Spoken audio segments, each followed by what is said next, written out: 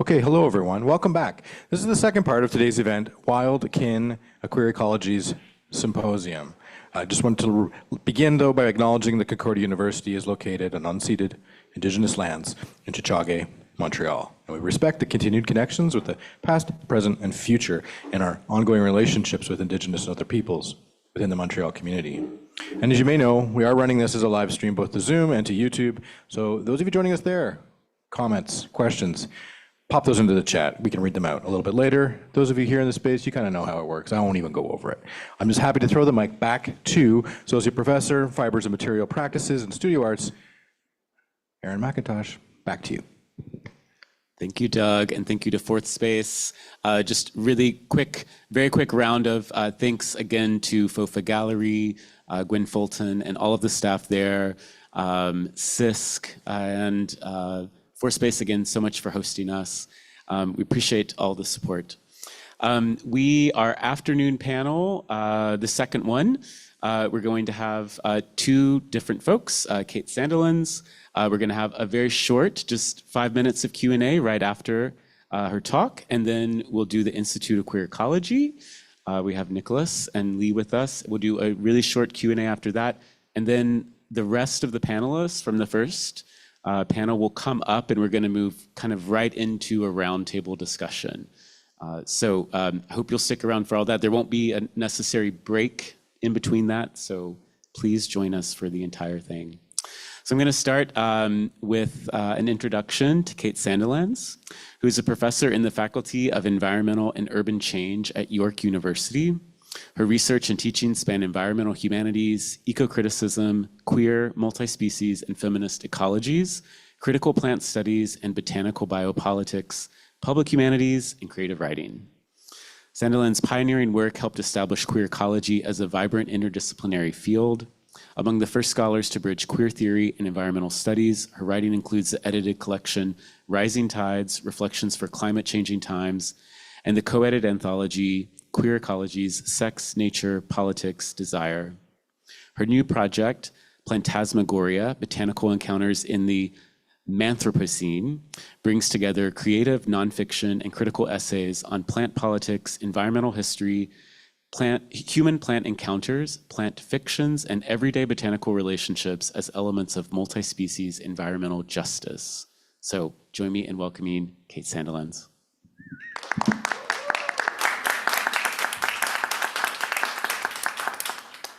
Thank you. Speaking to the mic.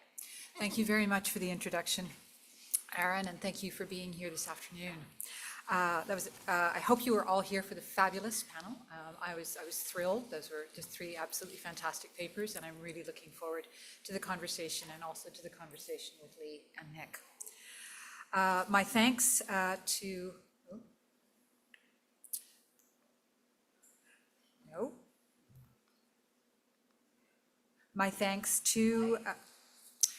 to Aaron, to Michelle, to Fourth Space, to Concordia, to Lee and Nick, and to the presenters from the first panel.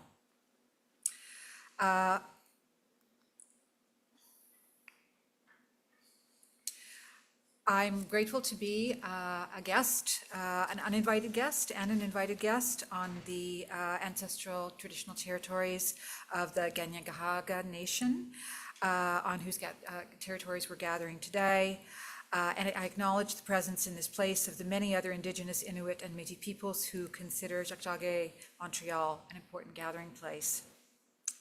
The place in which I lived, thought, and wrote the presentation I'm about to give is rather different from this one. It is the land that is sometimes known as Galiano Island, British Columbia. The place is harder to identify with an Indigenous name because settler notions of place tend to favor solid land, where the Coast Salish peoples are maritime nations who navigate and make meaning through the ocean. My presentation today is about the land, however, and I will call it Shishnachten because of the particular bay near which I was living when I was writing it. It is, in any case, part of the traditional unceded territories of the Penelakut, Flitsum, and Tsawwassen First Nations, and that of other Hulkaminam and Sankotan-speaking peoples. This is the wild kin that I'm going to be talking about today, Urtica dioica. Known by many names, it is an incredibly cosmopolitan species. It is actually a collection of many, many species. The family Urticaceae has many, many members of it. And even Urtica dioica is actually quite a cosmopolitan species, which occurring on all continents except for Antarctica. And perhaps with climate change, Antarctica coming soon. It is known by many names: stinging nettle, ortie in Quebec, tsak in Halkaminum, ores in Ganyangahaga, and bazan in Anishinaabe.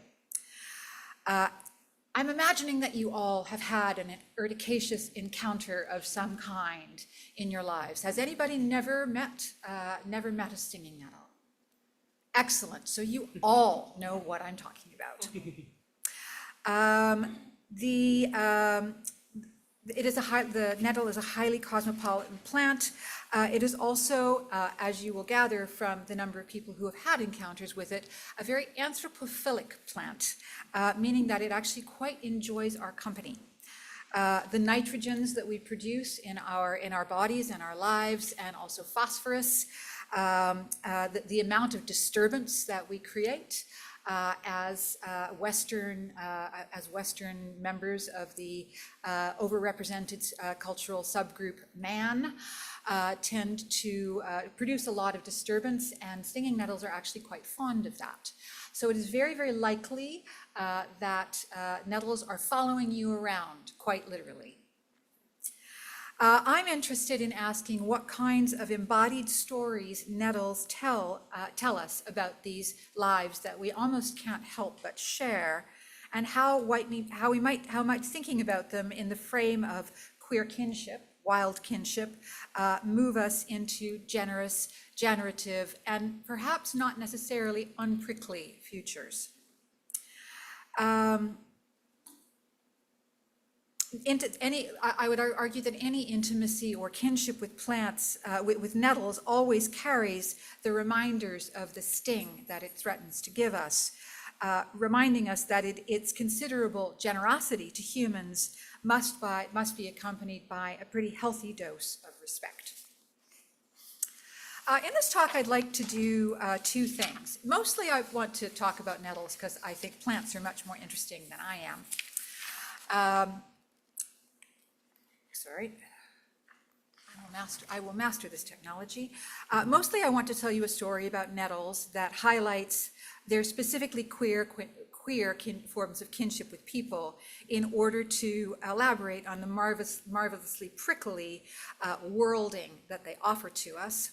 But at the end, and certainly in conversation with some of the themes that came up in the previous talk, I'd like to open up some questions about how thinking queerly with nettles affords possibilities for not just reimagining our relations with our botanical planetary cohabitants en route to utopian futurities, but also the need to think critically about the idea of queer botanical kinship in light of some of the questions that came up around necropolitics, around queer negativity, and around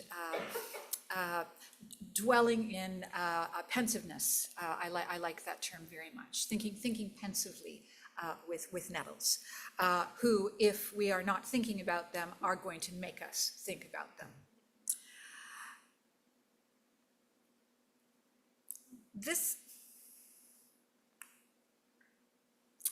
Urticaceous intimacy, I want to argue, is, so urticacia is the name, it's called, otherwise known as hives, is what specifically happens when you encounter a nettle. And I remember very vividly my very first, well, perhaps it wasn't my first nettle encounter, but this particular one is seared into my brain.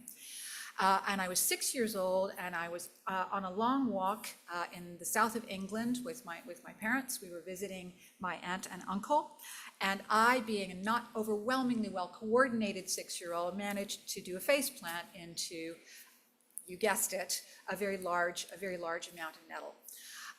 Many tears ensued, and my mother much to my great surprise, ran over and pulled up a big pile of plants and started rubbing me vigorously with these, I've got to tame the hand gestures, started rubbing me vigorously with his plant, which I discovered is called dock, which is a companion species of nettles in the United Kingdom. I've since discovered that one of the plants that Europeans brought with us to North America, plantain, is also, which Robin Kimmerer has written about quite beautifully. Plantain is actually also counteracts the urticaceous. It's just a useful thing for you to know that plantain is found almost everywhere these days. So I remember that prickliness whenever it is that I think about nettles.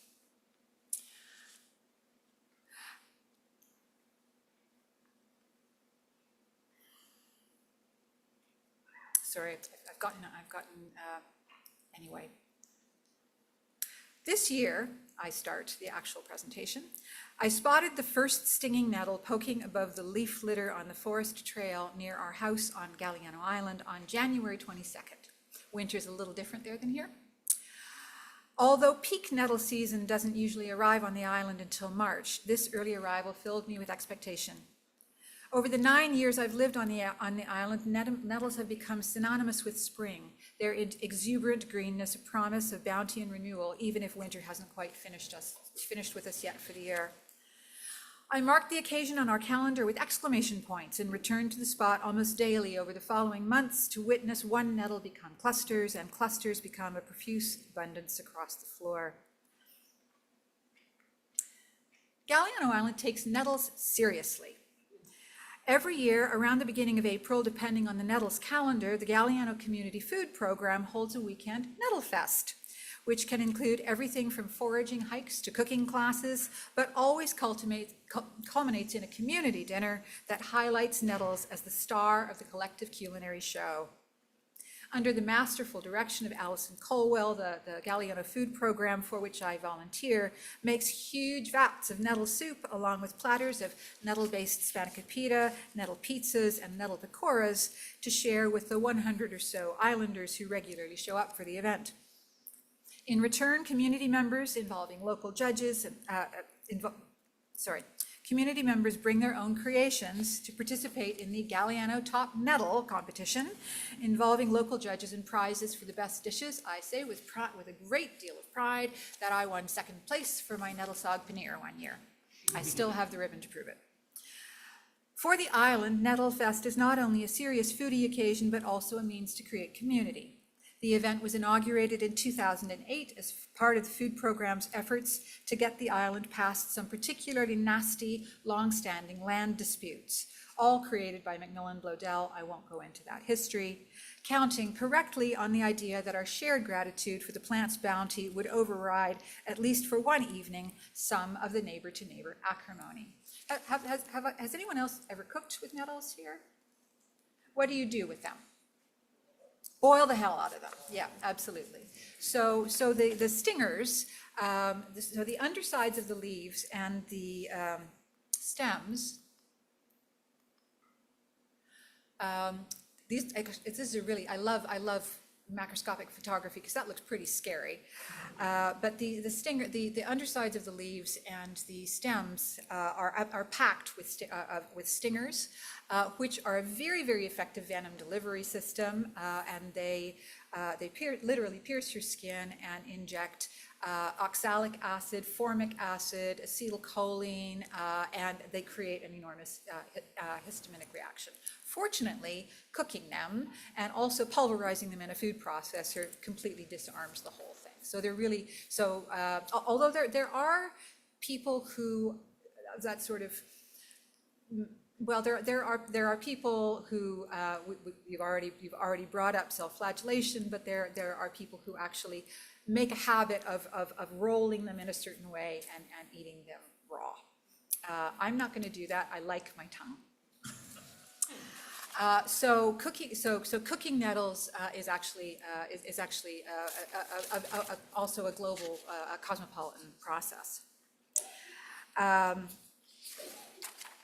Without perhaps knowing it in 2008, when the food program started, although settler colonists have been made much more aware of Indigenous land and food relations in the intervening 15 years, thanks to the gracious leadership of local First Nations elders.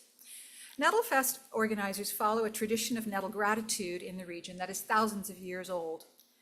In conversation with ethnobotanist Nancy J. Turner, Dr. Lucian Arvid Charlie, a respected Quw'utsun elder, explains that tsuk, as the plant is known in Hulkaminam, is a food, medicine, fiber, and spiritual plant that grows well wherever people settle, including in middens. The plant must be cooked before being eaten, he says, and only the young plants, just a few inches high, should be eaten. Tsuk is also used to treat arthritis and paralysis of the legs. Further, fibers are obtained from the mature plant in the late summer and fall. The stems can be dried and split, and then the brittle inner part is broken away from the fibrous tissue just under the skin. The fiber, once cleaned, can be spun into a 2-ply string, which is very strong and can be used for fish nets, duck nets, and deer nets. Indigenous use of nettles for making string was, in fact, a source of some interest to colonizers of the western part of North America, such as William Gregory Smith of the Hudson's Bay Company, who in 1850 wrote to Sir William Jackson Hooker, the first director of the Royal Botanical Gardens at Kew, that the nettle hemp, of which I sent you a sample, grows on Vancouver Island and is used extensively by the natives for cordage. As part of the HBC's survey of the area for anything and everything that could prove extractable for profit, nettles didn't end up playing an especially important role compared to, say, the Douglas firs, among which the nettles grew, and that not long after it became the staple tree of a catastrophically extractive forest industry. That the full extent of the generosity of nettles is recognized by Indigenous peoples and not by extractive colonialism is hardly surprising.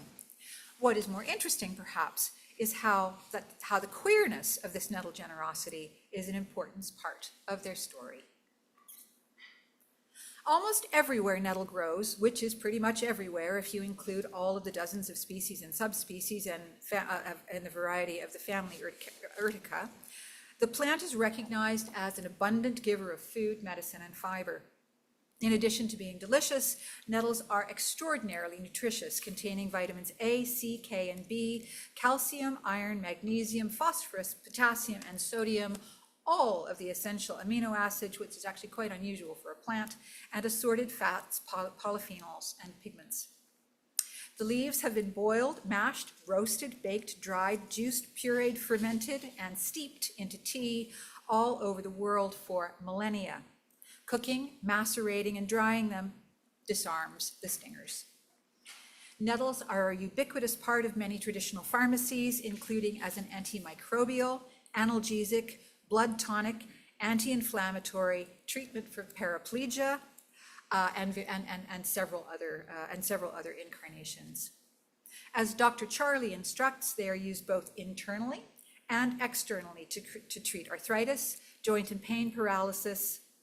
They can effectively treat enlarged prostates and urinary tract infections, and among other uses, infusions of the plant can be used for nasal and menstrual hemorrhage, diabetes, anemia, asthma, hair loss, and to promote lactation. Nettles have been used cosmetically, as an antioxidant to prevent food spoilage, as a vegetarian rennet, as a source of chlorophyll, as a food for domestic animals, both cooked and dried, as a flagellant to stimulate alertness and warmth by the Romans and the Haida, and as a nitrogen-rich fertilizer. I understand from Morris that self-flagellation through ertification it also has a number of other queer possibilities, given that nettle, and this is not surprising, given that nettles have actually played a part as self-flagellating devices in a number of religious traditions in both Europe and North America. Especially important to our story, nettle fibers have been extensively twisted, knotted, and woven into everything from sturdy fishing nets to soft clothing. a 2,800-year-old Bronze Age textile found in the Lysehut burial mound in Volstofte, one of the richest Bronze Age grave finds in Denmark, is made from nettle, and it's still there. Nettles also have spiritual connections, perhaps partly because they flourish in middens and graveyards. They're plants associated with liminality and thresholds, and for more obvious reasons, protection. According to one source, they've been used to stimulate dreams. The generosity of nettles is then considerable. Indeed, it is not only diverse humans who are the recipients of their largesse, but also many species of butterfly, moth, fly, bug, and beetle, both generalist and highly specialist, not to mention the animals and birds for whom they are essential cover for nesting. Yet, nettles are largely considered a nuisance plant, an interloper, invasive, even listed as a noxious weed in several Canadian provinces for their nettly demeanor and for their lack of utility as forage for livestock. There's no question that their trichomes are memorably irritating to human skin, and they're further vilified because their pollen is a source of summer hay fever. Perhaps most importantly, the places nettles like best are the ones most frequented by people: disturbed, loosened soils that are rich in nutrients, especially nitrogen and phosphorus, and that range from full sun to part shade, including riverbanks, the edges of fields, roadsides, gardens, and trails.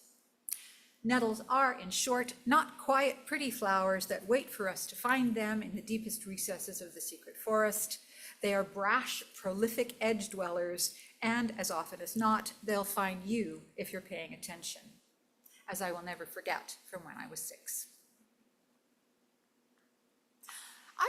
I would like to argue that nettles are decidedly queer in their generosity. On the one hand, they rhizomatically connect a rich and complex world of eaters, healers, weavers, mystics, butterflies, and self-flagellators, the last of which categories is already pretty queer in and of itself. On the other hand, they are demanding and a very far cry from the heavily laden, easily pluckable fruit trees that populate more Mother Earthy images of vegetal bounty. They don't suffer fools gladly, and their wealth is only revealed after appropriate preparation and labor. Further, even when approached with suitable care and attention and thick gloves, they are as likely as not to leave a formic acid and histamine reminder of the encounter on the skin. So the encounter is always excessive to the use to which we put them, I would argue. Although I've come to find the sensation almost pleasurable, it's as much as a part of nettle season as the taste of the soup and the smell of the cut tips. There's no question that my appreciation of urticaceous abundance comes with a great respect for the prickliness of all nettle encounters. As plants who prefer waysides and wastelands, not to mention cemeteries, nettles are also pretty queer in their spatial and relational practices. They're generally denizens of the edges, not citizens of the garden. They behave in ways that are considered weedy and invasive rather than orderly and manageable, meaning they generally grow wherever the hell they want to and not necessarily where people want them to. They're excessive and exuberant in their inhabitations of anthropogenically arranged space. Moreover, they don't engage in large-scale displays of heterosexual ritual involving pretty bright flowers or even insect or animal pollinators. Most of their proliferation occurs vegetatively under the ground, and even their sexual reproduction involves wind pollination, a more anonymous and unpredictable, if less obviously seductive strategy. Darwin was not particularly interested in nettles. Although the Latin species name dioica means two houses, referring to Urtica dioica dioicas dioecious morphology, there are many subspecies of nettles. Dioecious meaning male and female inflorescences on different plants. They're also one of the few species that include both monoecious and dioecious forms and can be easily crossed, challenging the idea that dimorphic heterocouplings are the only possibilities even for their sexual reproduction. You'll have to forgive me. I have to show you this video. This is a female nettle inflorescence, and this is fantastic. It's amazing what you can find online. This is an attempt to create nettle pornography.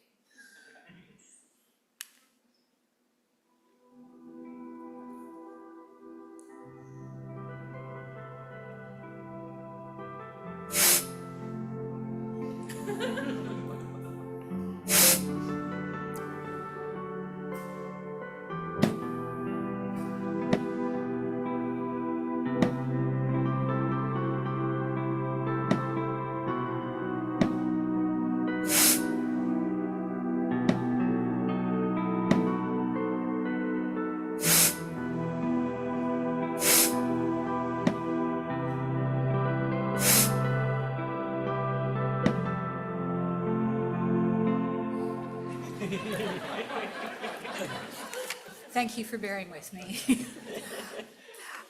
So wind-pollinated species, like many wind-pollinated species, they have to, the male inflorescence really does actually ejaculate. The fastest speed known in plants is actually mulberry ejaculation, another wind-pollinated species.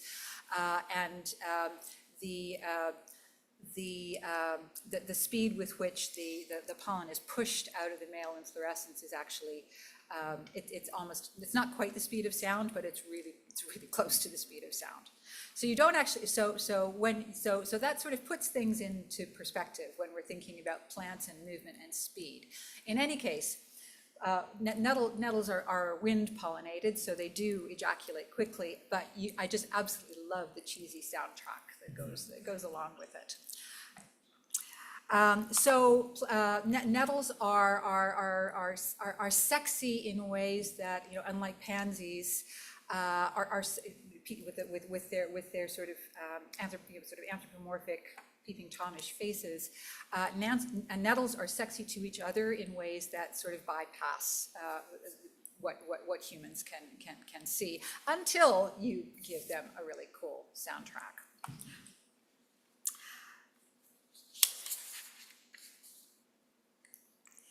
Possibly the queerest part of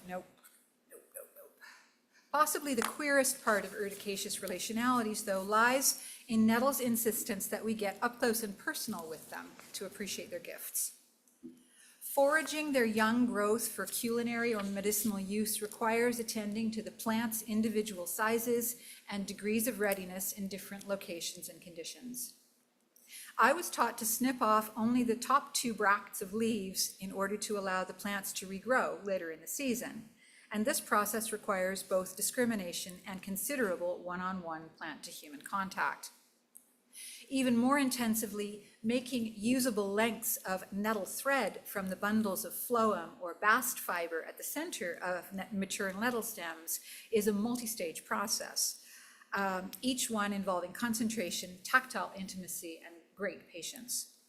The leaves need to be stripped, then the stems need to be retted, meaning rotted, often accomplished by soaking in water, to break down the cellulose surrounding the bast fibers. Then the stems need to be dried thoroughly in the sun or by baking, or they'll mold. Then the dry stems need to be broken up to loosen the fibers and scutched and hackled by hand or knife to carefully remove the fibers from the remnants of the stem, keeping the threads as intact as possible. And only then are the strands of nettle bast fiber available for twisting into cordage or carding and spinning into yarn. So it is a multi-stage process, and it's one of those moments that it makes me wonder, how on earth did they think of this? As documented in Dylan Howitt's 2023 film, The Nettle Dress, UK textile artist Alan Brown took this slow urticaceous practice as a way of crafting a response to deep grief, including the losses of both his father and his wife. Appreciating both what he called the nettle's "fuck you" attitude and the almost alchemical magic involving transforming the stinging plants into soft clothing, he took 7 years from foraging to sewing to make a nettle dress for his daughter Una. Although the relationships he grieved weren't, as far as I know, particularly queer, the long, meditative intimacy of his task is quite stunning in its sympoetic, sensuous, pensive refusal of heteronormative ideas of proper recuperative time and productivity. He grieved for as long as he damn well wanted to, and the nettles helped him in that process. Thousands and thousands of them, 14,400 feet of thread, one dress.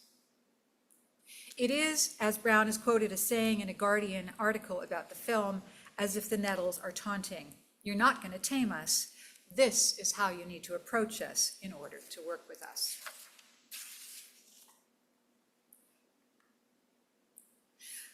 During the Second World War, Charles Metcalfe, who was the keeper of the Jodrell Laboratory at Kew Gardens in London, was tasked with finding ways of using the plants abundantly at hand in the UK to produce essential commodities such as paper and cloth amid shortages of imported plant materials caused by war-interrupted supply chains. This happened in Canada as well. The Kew archives contain several very fat files that document his many efforts over the course of the war to live up to this very challenging request. Britain's ubiquitous, abundant nettles were, not surprisingly, a major focus of attention.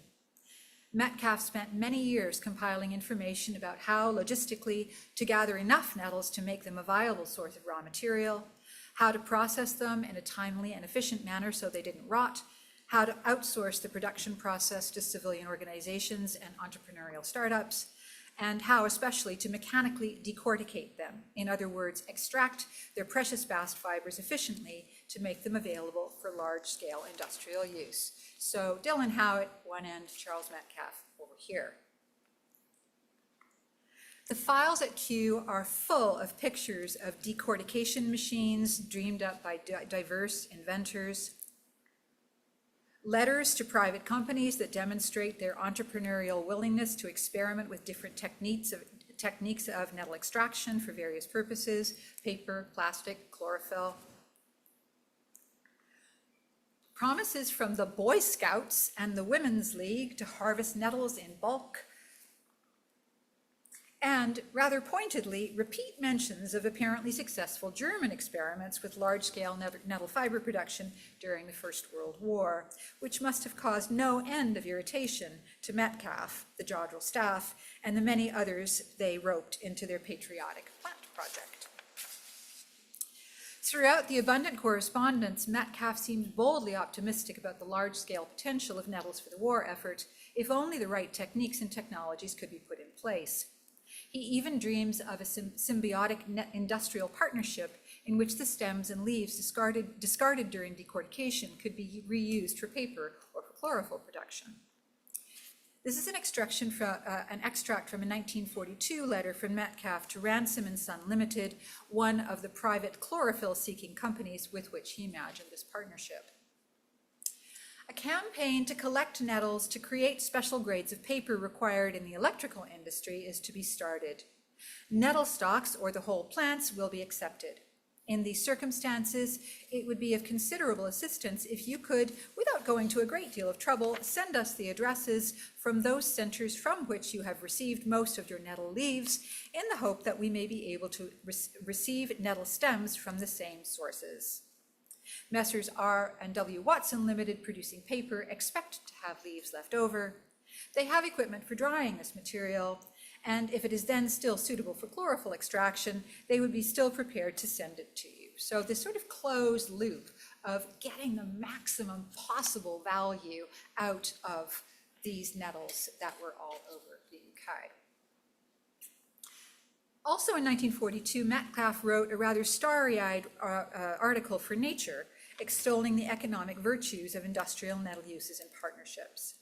The desirability of effective collaboration between those who cultivate nettles for fiber and those who wish to use the leaf for the extraction of chlorophyll is clear for all to see, he concluded, adding, just to get the nettling in, we might also emulate the German skill in using ersatz material by devoting any excess of leaves to the feeding of cattle, even if the well-known value of young nettles as human food fails to command much popular respect.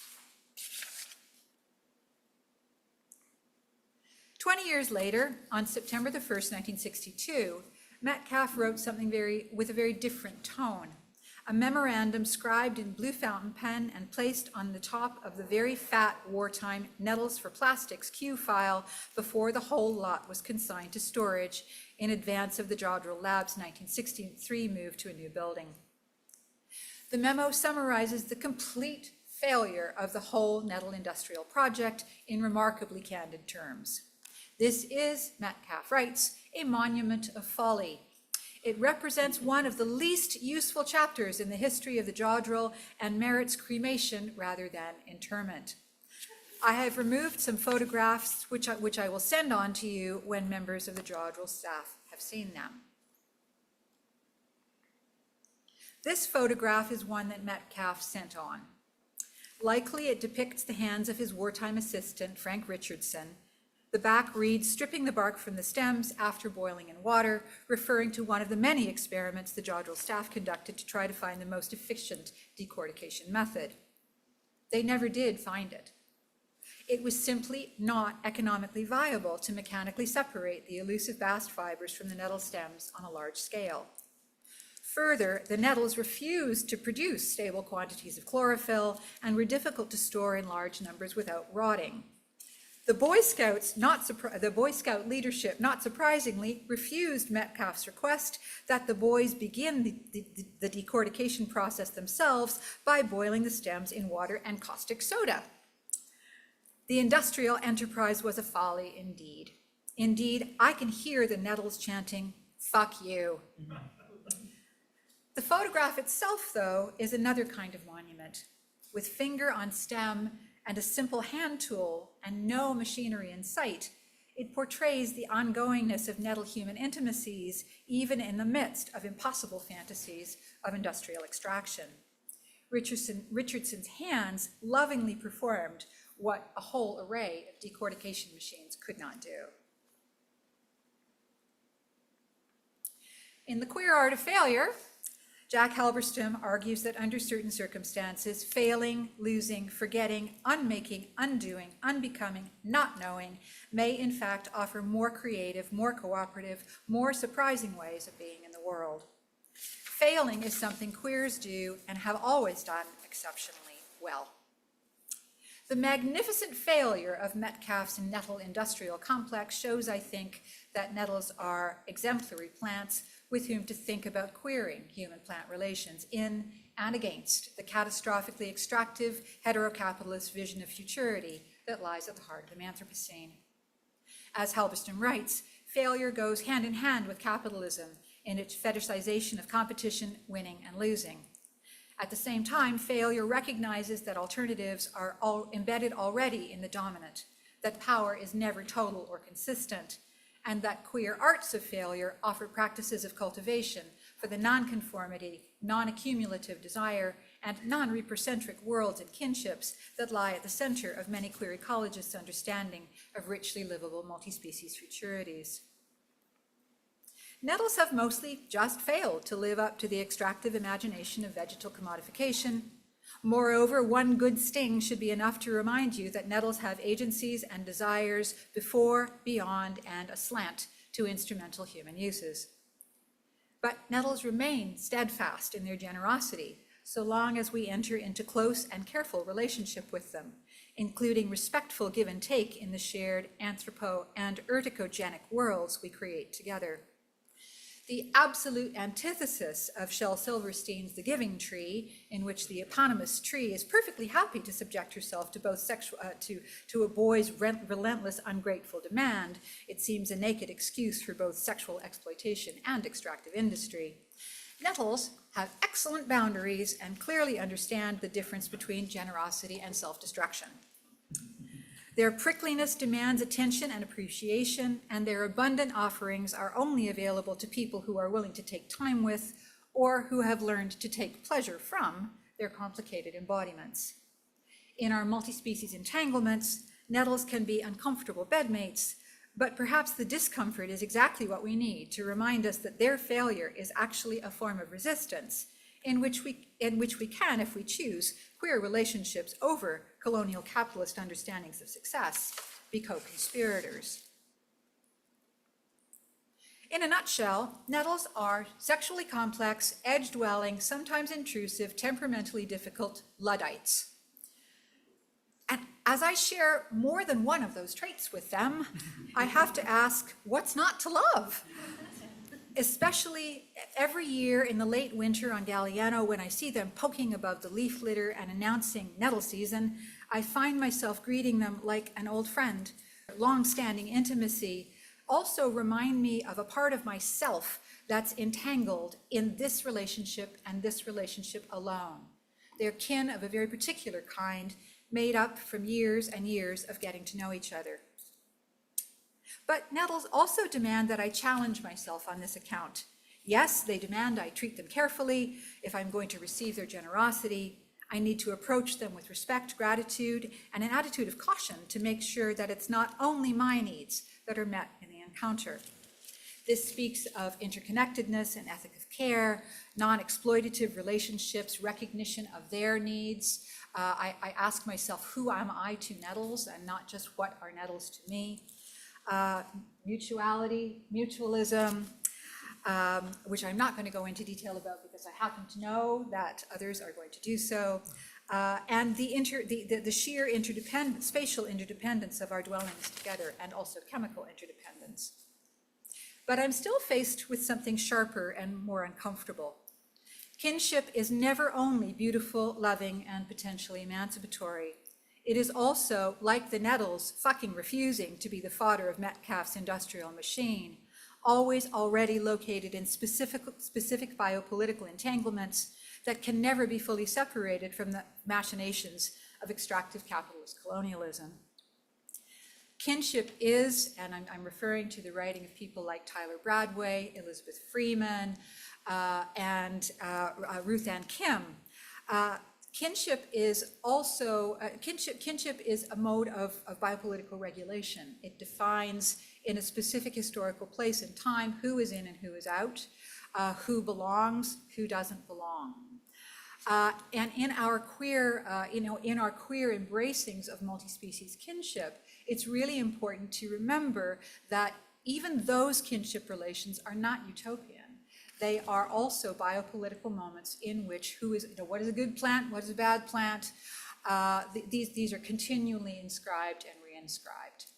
I have, in a different context, written about the ways in which ideas about indigeneity and native species I think it's absolutely crucial not to understand the treatment of native species and indigenous peoples as metaphorically related. They are intersectionally related.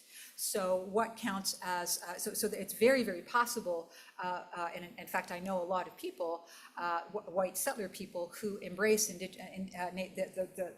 absolute necessity of native plants being in place and completely deny the rights of indigenous people to be in the same place, even if the indigenous people were, as in the case of nettles, the original caretakers of those species. So it's really important to think about, when we're thinking about queer kinship, when we're thinking about multi-species kinship, it's really important to think about the ways in which different kinds of kinship are intermingling in space and time. And to remember that forced marriage, forced sex, state regulation, the creation of the family wage, the Indian Act, enslavement, these are all part of the biopolitical regulation of kinship, which we cannot forget when we think about making kin with plants.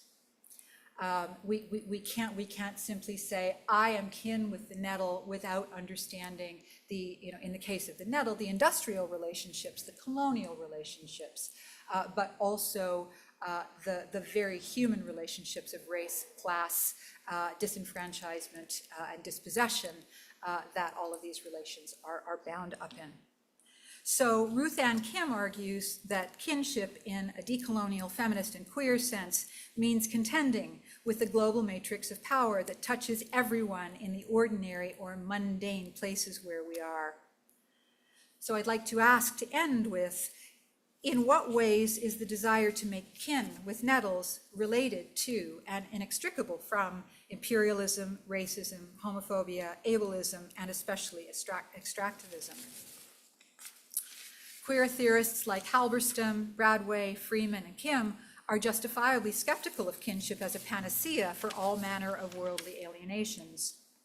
Much as I side with Donna Haraway in thinking that any kind of multi-species kinship holds the potential to challenge the extractive, patriarchal, colonial, racist, and heteronormative fantasies, forms of kinship regulation and production that ensnare us in tangles of multi-species exploitation, we need to be very, very skeptical of the idea that kinship alone, will extricate us from these machinations. Nettles remind us that at some level, they are a bit ambivalent about kinning with us. They may enjoy some of the gifts we bring them, nitrogen, phosphorus, disturbance, clearance, but they remain touchy, to say the least, about a wholesale embrace, especially in light of their refusal to succumb to the logic of ungrateful wanton extraction. They insist we recognize that they are not about to be made, they're not about to make our relationship all sunshine and unicorns. We are subject to their biopolitical desires as they are bound up in ours. So I'd like to argue that, again, following Ruth Ann Kim, there's something to be said about ambivalent kinship, and to think about boundaries and to think about respectful relationships in which to locate possibilities for kinship that do not immediately collapse us all into one great loving family. Thank you.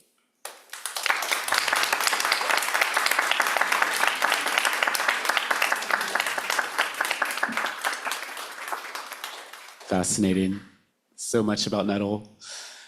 We have 5 minutes for questions. If you have any specific questions for Cate, I've got a mic and there's one floating out here as well.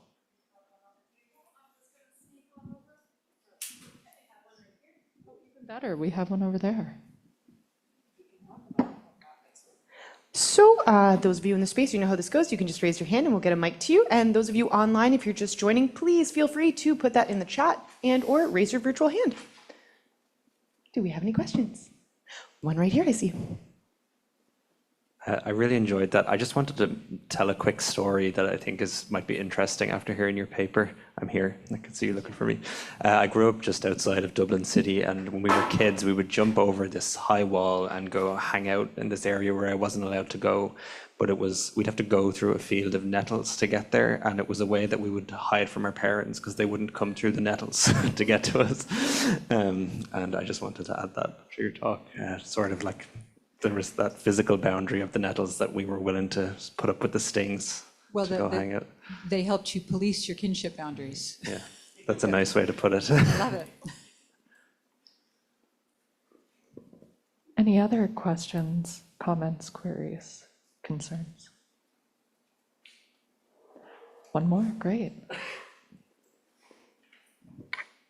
Thanks. I would just love to hear more about the refusal of nettles in an industrial context. And just speaking from my own experience working with flax and linen processing and the refusal of that material to conform to the structures of extraction that we were trying to push it through.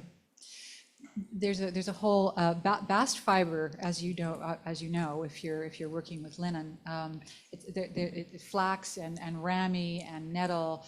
These are all bast fiber based textile industries, and they are mechanically quite difficult, which is why linen is so fucking expensive. A lot of it actually has to be really carefully done by hand. So nettles, you can take the nettle and strip it and weave it as it is. But if you actually want that nettle's incredibly strong. So if you actually want that incredibly strong cord, you actually have to go through this very laborious process in order to do it well, and in order to get the long strings that are necessary for really good cordage.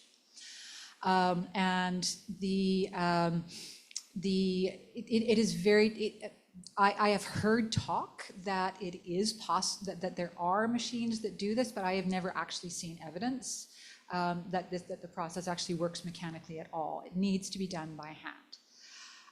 So that sort of imposes a scale and a time on the creation of that fabric that I think is absolutely fantastic. Which is why I love the film The Nettle Dress. 14,400 feet of nettle fiber really took him 7 years. And so he was actually, how it was actually able to follow the nettle's temporal imposition on him as a way of refusing that kind of recuperative time that said you need to heal right now. And he just refused to do that. And I think that's absolutely beautiful. And I've spent time. I have a good friend who's a textile artist in Victoria, and they showed me how to do this. And it really took us days to get enough. That little sort of cordy thing that I showed the picture of, that took days. So it really created a temporality of connection and tactile connection and social connection that I think we tend to be missing. Well, that I tend to be missing in my sort of very busy sort of white machinations through the world, to be taken by a plant into that sort of slower time frame is a gift, is really quite an extraordinary gift. I also like that how it said the nettles told him to fuck you too. I think just on kinship terms, it's interesting also to think about how something like flax for linen would have like co-evolved, ethnobotanically speaking, with humans very differently than nettle, right? So there's different boundaries of kinship. Another way it asserts itself. Yes. And all the different subspecies of Urtica, of course, intermingle. So it's actually, so although the taxonomists are really wants to say Urtica dioica is an invasive species and Urtica dioica gracilis is a North American native species, in fact, they are quite happy to intermingle, and what results is actually quite complicated. So what you're saying is they're promiscuous. They are. Another queer quality. I'm going to stop Q&A now so we can have our last speakers. And very happy to welcome the Institute of Queer Ecology, which is a collaborative organism that seeks to bring peripheral solutions to environmental degradation into public consciousness. Its projects build on queer ecology as a practice concerned with interconnectivity, intimacy, and multi-species relationality. The collective works to overturn destructive human-centric hierarchies by imagining an equitable multi-species future. The Institute has worked with over 120 artists to present interdisciplinary programming that oscillates between curating exhibitions and directly producing artworks and projects.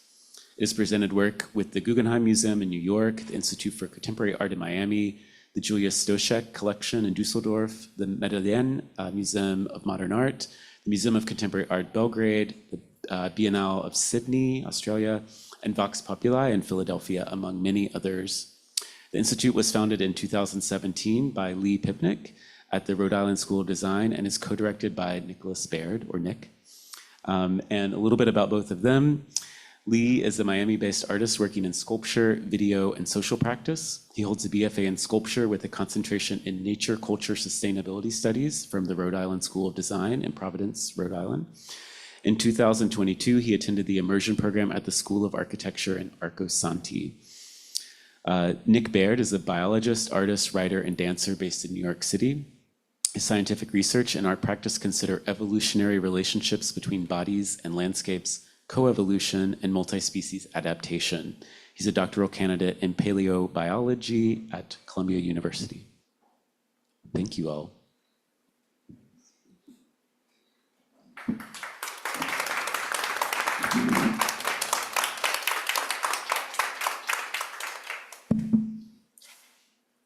Hi. Hello, everyone. Okay, let's figure out this mic. How does that sound? Is it okay if we stand here and talk like this? How's this? Great. Wonderful. Okay, great. I'll talk a little louder too. Good afternoon. We want to talk to you today about a couple of different strategies that we use in our own practice, working with the Institute, and also thinking about ways that they can sort of expand and blend and blur into the different arenas that we've been talking about all day. So we're thinking about making artwork, and living in the sort of queer multi-species world that we're in, and trying to apply those strategies that we'll be talking about mutability and mutualism, which is the title of our talk, at both the sort of ecological adaptations as strategies for queer survival and as methods for art making and design. Yeah, we're going to do that by going through rapidly a couple quick images of our past projects so you can get a sense that we do make artwork. That's really the kind of goal of this collective, is to have an opportunity to work together with other artists and create a space of lifelong learning around these themes that we've been discussing today. But I don't know, before we jump into it, that was a great introduction, just super short again. My name is Lee. And I'm Nick. I'm in town from Miami, Florida. You'll hear me reference Florida constantly because more and more in the most recent years, I've become more and more locally focused. I find that to be a good strategy for how unmanageable the world is becoming. And Florida is a ripe place for queer ecological thought at this point. We were awarded the most polluted lake this year, which is the 5th or 6th biggest lake in the country. And it's the heart of the Everglades where all our drinking water comes from. So a terrible source of pollution. And we just got ranked 50th for LGBTQ rights and safety. So we have a lot of work to do in Florida. It's, I think, in many ways, growing up there inspired this project for me. And yeah, Arizona has its own challenges. Yeah, I grew up in Arizona, both of us from very different places than this, so we're filled by the snow. I live in New York now, though, and we don't see much of it there either. But the desert and where I grew up on an arts commune in rural Arizona. It's a very different place too from the city, and those sorts of things have informed our own practices and then the way that we work together. But I think that more than sort of two individuals co-directing an arts collective, we're standing in front of you today as maybe representatives for a large group of artists. Give it a second. It's there, yeah. There we go. A large group of artists that we've worked with, artists, scientists, writers, thinkers, dancers, makers, historians, all different kinds of people that we've worked with over the last 8 years. Queer ecology practitioners, if you will. So we sort of stand in for them today. We couldn't bring them all, so here we are. And so a few of them are just pictured here in some jumpsuits we'll discuss in a bit that have become a kind of way of binding together a loose team of people that changes over time. The Institute itself, as mentioned by Aaron, was a project that started in 2017. In many ways, I was in a class at RISD that was like a speculative futurism class.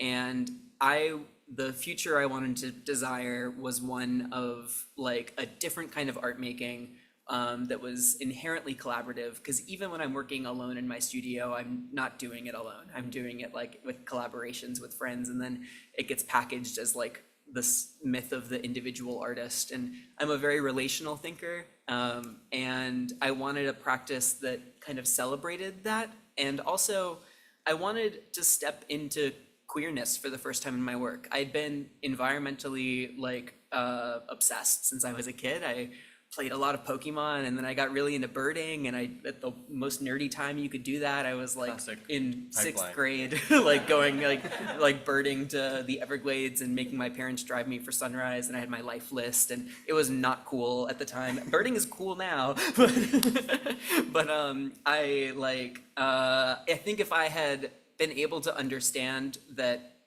I felt alone in my queerness, but I didn't feel alone in the natural world. And I think if I had seen the natural world as more queer, it would have been helpful. And I was at a point in my practice in life where I was also in my first really happy, stable queer relationship. And I was like, this is something I feel comfortable exploring now.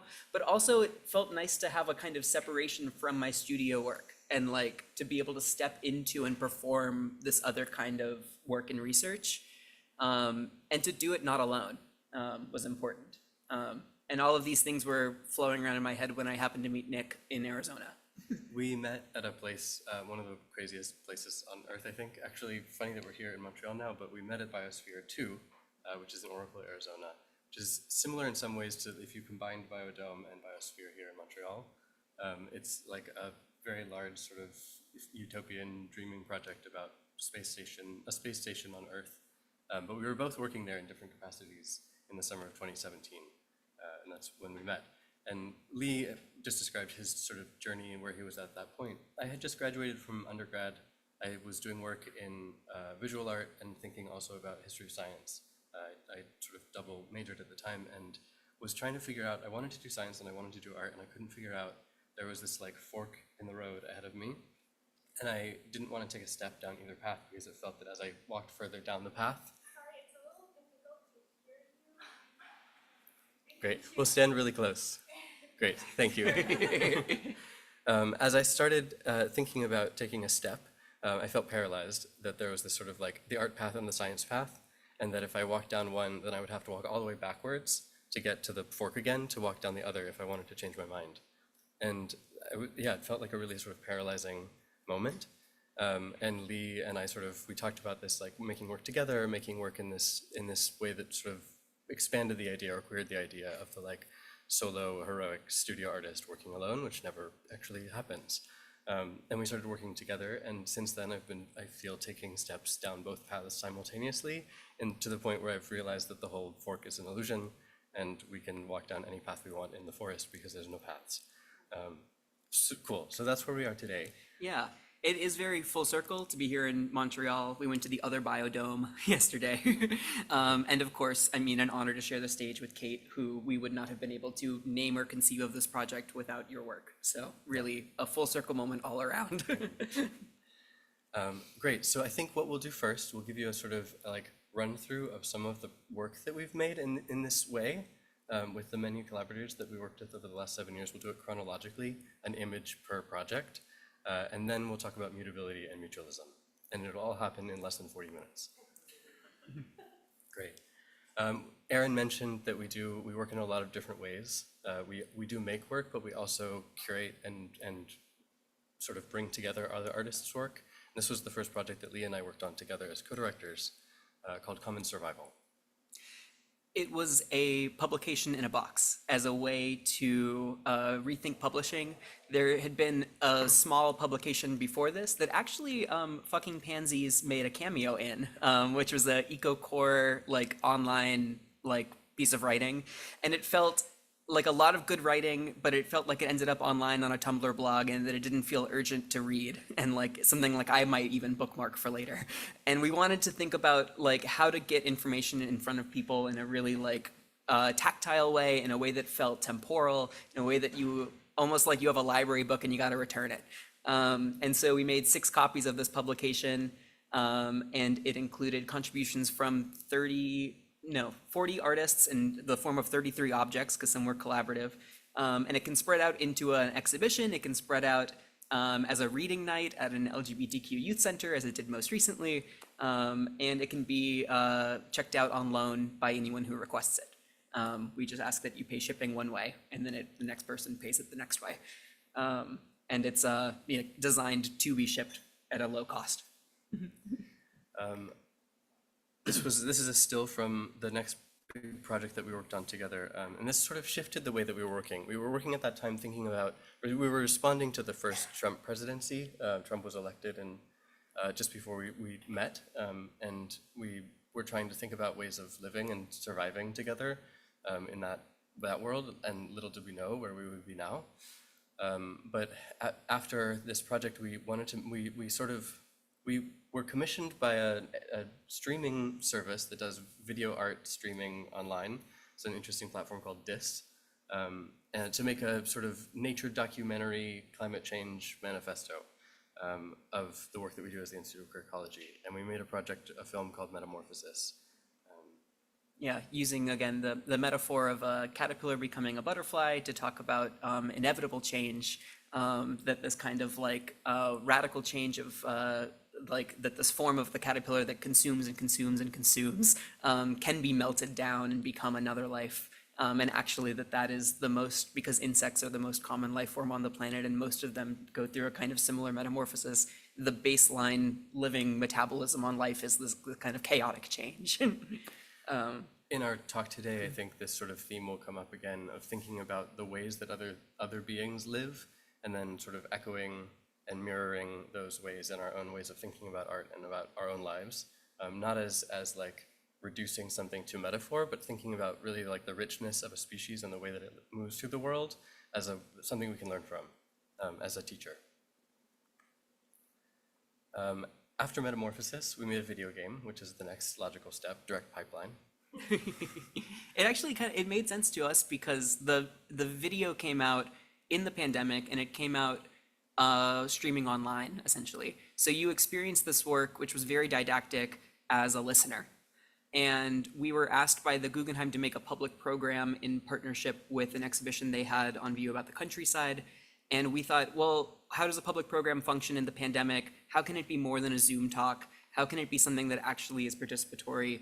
And the video game became a format to do that, and we ended up building a virtual commune with a kind of team of, I think, 9 people.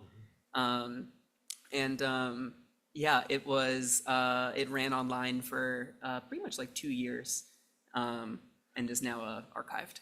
We got to experiment in this project with sort of other ways of working, where we were working completely virtually, which we had also done for Metamorphosis. But in this time, we were trying to figure out a way of working non-hierarchically, where Lee and I are the nominal co-directors of the project, but really we hope that that mostly means that we're running emails and dealing with paperwork, rather than sort of making guiding decisions about what the work should look like and what should end up in the final product when we do a project like this. So in this project, we were working with a team of 9 people who all had sort of their own specialties, but we asked people to move outside of those specialties and give feedback on all aspects of the project. In particular, I remember really a fun moment in the pandemic of, like, very early on, we were very sick of Zoom calls.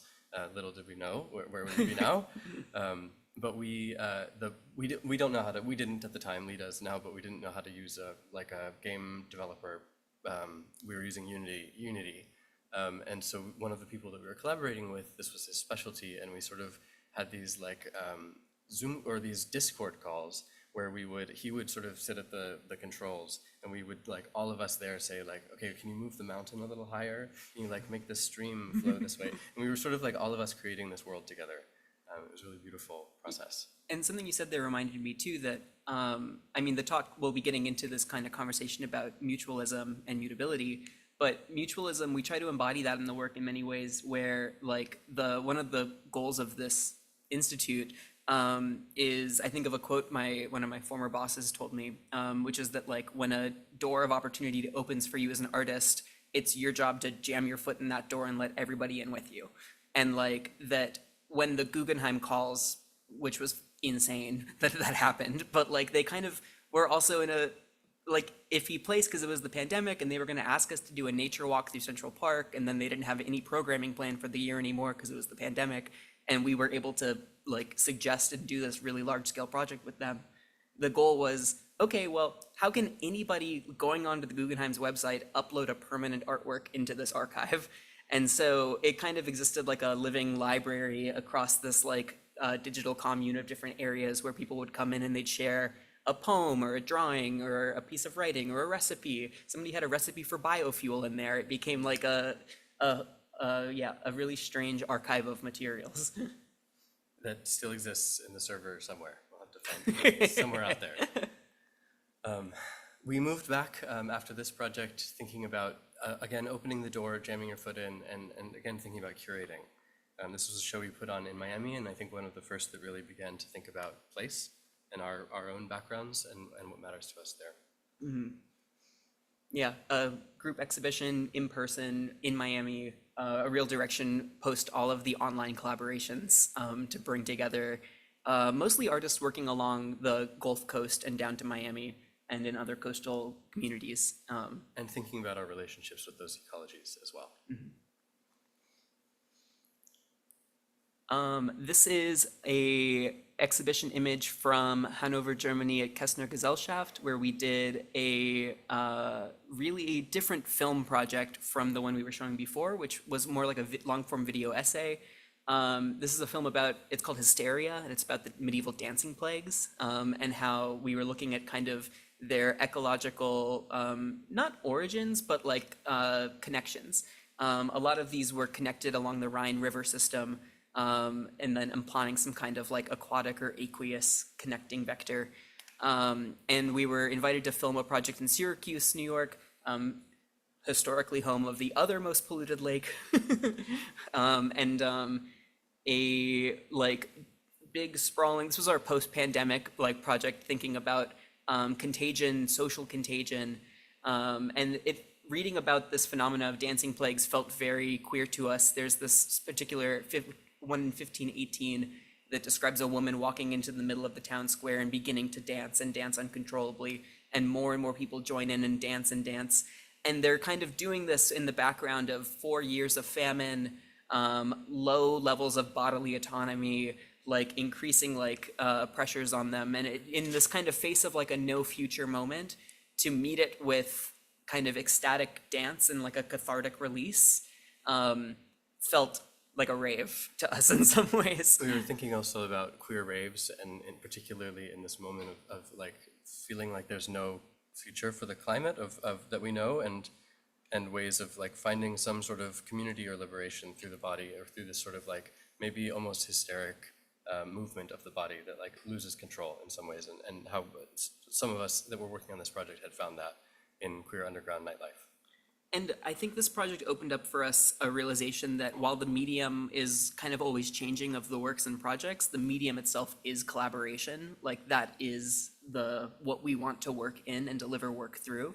These projects are maybe like aftermaths or byproducts of that process of like finding and making bubbles of collaboration that feel like attempts at maybe what Jose Esteban Munoz calls like queer utopia, bursts of queer utopia, utopias in bursts, that can't exist in a sustained way in the world that we live in, but like can make a change or like make a ripple that has a lasting impact. Mm-hmm. Yeah, right now I feel like Nick and I have found a way that at least 1 month out of the 12 months we're like making queer work with new friends, and that's like up from no months. So it's an incremental growth curve. Yeah. The last two images I want to show you are they're images of installations that we've done in maybe more traditional museum contexts in the last 2 years, and they sort of represent like what we are thinking of as the end of a chapter, where we're sort of like expanding these ideas and making them into more, I guess, more like actualized works. We're not working as much with digital media right now, but physical sculpture. And both here, this is an installation shot from an exhibition in Germany, where we were sort of inviting, this is above a drawbridge on a moat on an old castle, and we were inviting everything in the countryside into the exhibition with this work, and thinking about just underneath this, there was also a nest of swallows that were like coming in and out and sort of keeping that pathway open. It was really beautiful, sort of multi-species collaboration. And then this image is from our most recent installation work. It's a series of seed sculptures that grows over the course of the exhibition. And we're always using, wherever we are installing this, local wildflowers. So we were collecting the wildflowers and spending days processing them, and then planting them, and then letting the seeds grow in situ. Yeah, this was a really exciting one for us because we got to collect all of the seeds this is installed at Museo de Zapopan near Guadalajara. And so we got to collect all the seeds on site. And in preparation with the museum, they were like, okay, well, what kind of seeds do we need? And we were like, we're looking for not a specific type of plant, but we're looking for like flowering plants. We're looking for plants that can bring in pollinators to the courtyard. We're looking for things that will grow within the timeline of the exhibition. We're looking for this. And they were like, we're gonna just talk to a native plant nursery and we'll see what can happen. And they were like, they don't sell seeds, but they'll just take you out to get them. And we were like, The local queer plant nursery. yeah. We were like, wait, we need a lot of seeds. And they were like, they seem confident that that's gonna be fine. And it was wildly perfect. It was like one of the best art making experiences we've had, because it began not with just like an arrival into a place that we haven't been, but with like essentially then like a day-long land acknowledgement of walking through it with the people that are stewarding it, that are doing not only botanical work, but also land defense work against developers. And falling into cactus. Yes. Which, not nettles, but prickly. So this has been like the world's fastest artist talk, giving you a sense of sort of the scope of work that we do and trying to maybe drive home that like the work that we're making is really about collaborating with other people, even though it's just two of us standing here. But I want to switch modes a little bit now and talk about the first of the two strategies that we're thinking about today, mutability and mutualism. And maybe we can think about reducing them a little bit to scale. So mutability then becomes the like strategy in the ecological, the queer, and the artistic realm of the individual. It's the ability to transform or shapeshift, to code switch, to pass, to become something else, to blur your boundaries, to like bend and break the inside and outside in the ways that you're seen and see, that happens within an individual. So I'm gonna actually shift over to the other mic. Maybe, yes, great. Because I'm gonna move around a little bit. Because first, thank you, I'm gonna take this too, and then I'll move around and flail. You guys can hear me okay with this mic? Great, excellent. This is the slide that was just up was an octopus, which does a lot of mutating in its lives. But I wanna talk a little bit about fossils first, because right now I'm doing my PhD in evolutionary biology. I'm a paleontologist. I study the evolution of mammals in the context of climate change over many millions of years. But really, like, it's talking to scientists and talking to artists, it's like there's a code switching that happens there, or two languages really that are trying to say, I think, the same thing, but the ways that the language that you have to use is very different. So I'm thrilled to be here and to be able to talk about paleontology for a moment before we go back into thinking about mutability. But I think what at its core, my like dream for what paleontology can be, looking at about and thinking about the past. This is a fossil of a fish from the Green River in Wyoming. It's a fish eating another fish. It's pretty miraculous. It's flat like a scroll or like a print, but the bones are still there. They've just been mineralized and replaced molecule by molecule by rock. But the like structure of them is still present. This isn't like a trace or something that's been sort of imprinted. But really, I think paleontology and maybe mutability, the like ask that I'm asking us to do here is to look very closely at something, closely enough at something that you breathe a spark of life into it again, that like, this is a fossil, it's a trace of something that lived once, it's not the living thing anymore, but the trace that's left behind, if we give it enough care and enough attention and enough of our own, like pour something of ourselves into it, the hope is that maybe we can bring something of its life that is unknowable to us 250 million years ago back to life. That's what I hope paleontology does, and that's what I'm gonna ask us to do together in a moment when I talk about bones.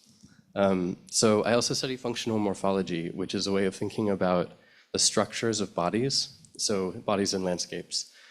This is a lion. We're gonna pretend that it's not a lion because of some metaphors I'm gonna make in a moment, but it's a really beautiful image and it matches some of the other images I have.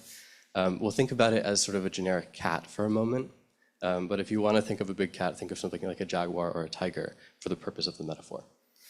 This is a hyena. We're gonna think about it as a dog, but it actually also works as a hyena. I'm just gonna think about it as sort of like cat and dog. I know, I'm making some real taxonomic liberties. Okay. At first glance, there are some really nice shadows behind these illustrations that give us an idea of what these animals are, but you can also see that there's some sort of difference, there's a gestalt difference between the shape of the body, the cat and the dog, the lion and the hyena. This difference is like a superficial, you could blur your eyes and you could still see it difference. But when you look a step closer, when you get a little bit more closely into the body and look at the bones that are present, they're actually almost entirely the same bones. And they're really actually almost entirely the same bones that we have too. We even have some of the tail, not all of it, but we do still have some tucked in. But the bones then, there's sort of like this, at first there's this difference, and then you take a step closer, and then there's this kinship, a similarity. And then I'm gonna ask us to take another step closer, and we look then at the differences between the bones. So this is the trick. I'm gonna replace you at the podium. Thank you. Okay, great. So the hyena or the dog has a really, their scapula is attached very thoroughly to the rib cage. And you can see here, there's a tightness between the ulna and the radius, the two forearm bones. Whereas in the lion, they have a very loosely attached scapula, which is hard to see in this illustration. And they have more of an openness between the forearm bones. That openness in the forearm bones allows the same thing that we can do. It's a pronation and supination of the wrist that allows them to turn their hands. Think of a dog. They can't really do that. A cat can I'm sure you've seen a video of a cat leaping and trying to catch something. They have this ability to do this. they don't have the same ability, the same level of dexterity that we do as the children of apes, which had to move through trees and have this ability to sort of swing and turn the wrist completely. But they do have more than a dog. What about the scapula? The scapula allows, in the dog, it keeps the tract of the arm together, sort of on the sagittal plane. It allows them to like, it's called cursorial adaptation. And the wrist and the scapula together keep everything level. So a dog can run on rocky ground and it won't twist its ankles. A dog doesn't roll their ankle. A cat can dislocate its shoulder actually pretty easily, particularly if it's doing a lot of climbing and strange things. But a dog, it's very difficult for a dog to do that. And it's easy for us too, which we have a very loose shoulder. But these differences that we can see when we start to look closely, and look to maybe at the last finger. In the cat, we have this sheath of bone and the retractable claw, and in the dog or the hyena, the claw is out. These differences compound. When we look at them closely, we think about what that could mean, that a dog has this sort of like ability to not turn its ankle. They can run very quickly and they can run very far. They don't have to worry so much about the like dislocation of joints, but they only have then the ability to grab things with their mouths. They don't have any sort of dexterity to hold with the paw. They can do something like this, but there's nothing like the cat's ability to hold on to something. A cat can catch a bird between its two paws. It can also, a tiger can catch something much bigger than itself, like a water buffalo, hold on to it and kill with the mouth. So the cat then has these sort of two holding parts, the hands and the mouth, whereas the dog only has one. So we're starting to see, by looking at this next level in, this relationship between the body and other things in the landscape. Like we see the ways that the creature moves, and we can then extrapolate by thinking, looking closely, the ways that it interacts with other beings. And this sort of like, this relationship is a practice of looking in ourselves and also embodying. You don't have to do it through embodiment. It's how I approach this practice. I have a dance background, and that's like natural to me. But it can also happen through sound. It can happen through writing. It can happen through meditative practice. It can happen through video making. Like there's an infinite number of ways, as many ways as there are people in the room, to do this sort of like looking and then echoing, maybe thinking about the way that the thing moves and how that maps onto yourself, and not in a way to try to understand. Okay, this is my punchline. Here's another image. We'll get back to that line of thought in a moment. Here's another image from the same text where we get a little stranger and the body gets weirder. Cats and dogs are very familiar to us, but a bat is a strange creature. But it still has the same bones as us, and we can imagine what it might be like if our hands were like a bat's hands. To extend I imagine like flicking out my hands and creating wings and growing skin. And it's not because I think that this practice allows us to understand what a bat's life is like, what it is to be a bat, Thomas Nagel. We can't know. But the practice is one of like making yourself and your body or whatever medium you're using strange to yourself, of making something familiar foreign. And then when you snap back into your experience again, hopefully that thing that was foreign is a little more familiar, and the body that you were familiar with is a little stranger. And that sense of like Verfremdung, this like strangeness making, is like a generative place. It's the whole point, I think, of mutability. It's like when you transform yourself, it's a process of, it's a making. And maybe by looking closely at these other things, we can get close enough to the spark that makes them what they are to catch from it.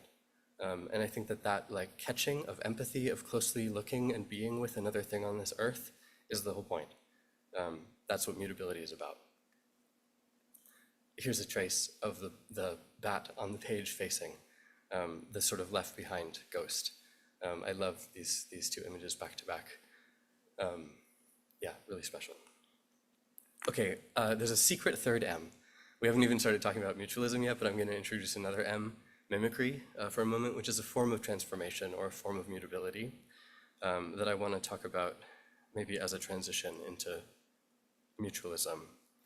I want to read you something. This is a text from an essay called In the Eye of the Beholder by Jonathan Kingdon, who is an artist and scientist.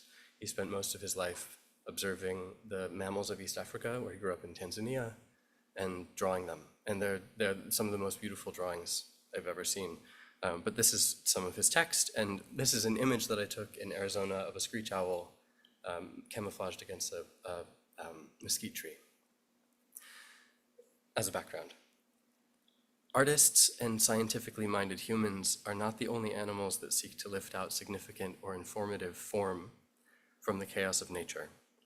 To survive, every visual predator, whether cat, hawk, or tigerfish, or owl, must repeatedly see through the disguises used by their prey.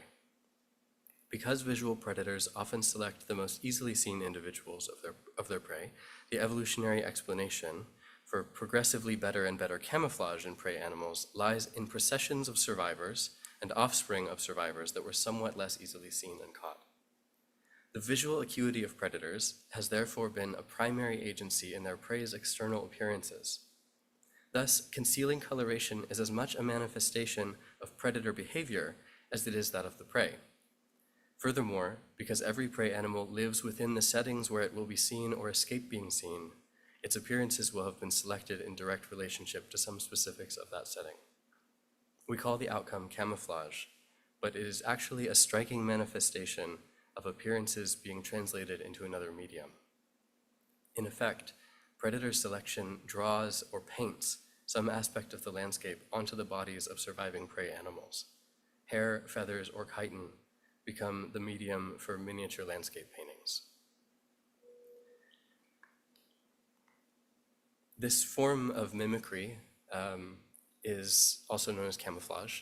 It's a form of passing, it's a form of hiding, it's a form of slipping unnoticed or unseen, undiscovered, into places where maybe you want to be or shouldn't be.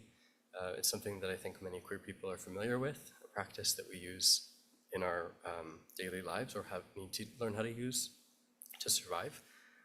It's also one of the sort of core tenets of the Institute of Queer Ecology, which started with the name The Institute when it was Lee on an Instagram account as an undergrad in art school. And this sort of like playing at something that you're not, pretending to be something that you aren't as a way of manifesting a world that you want to see, I think is part of this practice of like looking closely at something and maybe becoming it as a way of generating something through strangeness, to like manifest through a sort of transforming your own appearances. But this form of mimicry is not the only form of mimicry. There's also other forms, not just camouflage. This is an orchid mantis.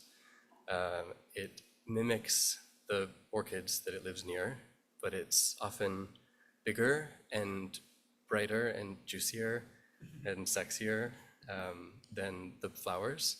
And the pollinators that would pollinate the orchids tend to go to the most beautiful and most alluring of the flowers, which, when they're a deadly mantis and can snatch you out of the air. This is a form of mimicry that is about like attraction, it's about flamboyance, it's about dazzle drag. It's like a different way of using that ability to transform and shapeshift to become something else. And I think there's something too in making work and queer work that is about using camouflage or mimicry in this way. Lee, will you join me again? Sure. Great. It's it's flamboyance as a survival strategy at its core, and it is something we kind of mimic in the jumpsuits that we mentioned earlier. I appreciated earlier your color review of pansy purple, because we're constantly like, is it lavender? Is it orchid? What are we working with here as a color scheme? And it fades, because purple is one of the most fugitive dyes, which is quite fun. But like just a quick anecdote about these. They were like made essentially as an early like prop of the Institute, a way of like letting artists step out of their practice and into this kind of collective way of working that is in many ways performative. And so the early on, one of the first things I was doing on this Instagram to kind of build this like speculative future project was we did a big photo shoot in the jumpsuits. and I was walking to the photo shoot alone in my jumpsuit, and every look I got on the street was like, what the hell am I looking at?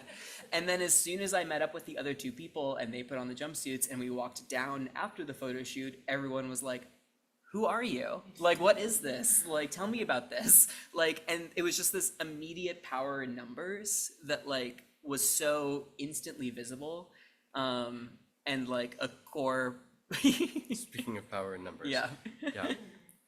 This like way of building a team visually, or like thinking about this sort of transformative process of like becoming something that you're not through this visual presentation of the self with others then our like segue into mutualism, which is something that the military uses often in uniform, and also this sort of performative science, like at the Biosphere 2 in Arizona, this GRU on the left.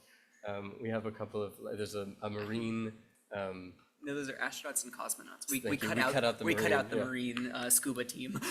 We did, yeah. And then some of ours again here, down at the bottom. But I'll hand over the mic for mutualism for Lee. So mutualism. Mutualism we'll be talking about as a form of symbiosis. Symbiosis, I think, often has a positive connotation when we use it in an arts context, but all we're saying with symbiosis is the close, prolonged relationship between two different species. I've been interested in symbiosis for a while because I've been thinking about it as a way to approach a new form of design strategies between the built and natural environment.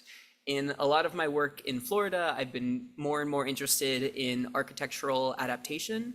And part of that is because where I live in Miami, and anything in South Florida is down of the Everglades, and the Everglades is the largest hydroengineering project on Earth to drain it.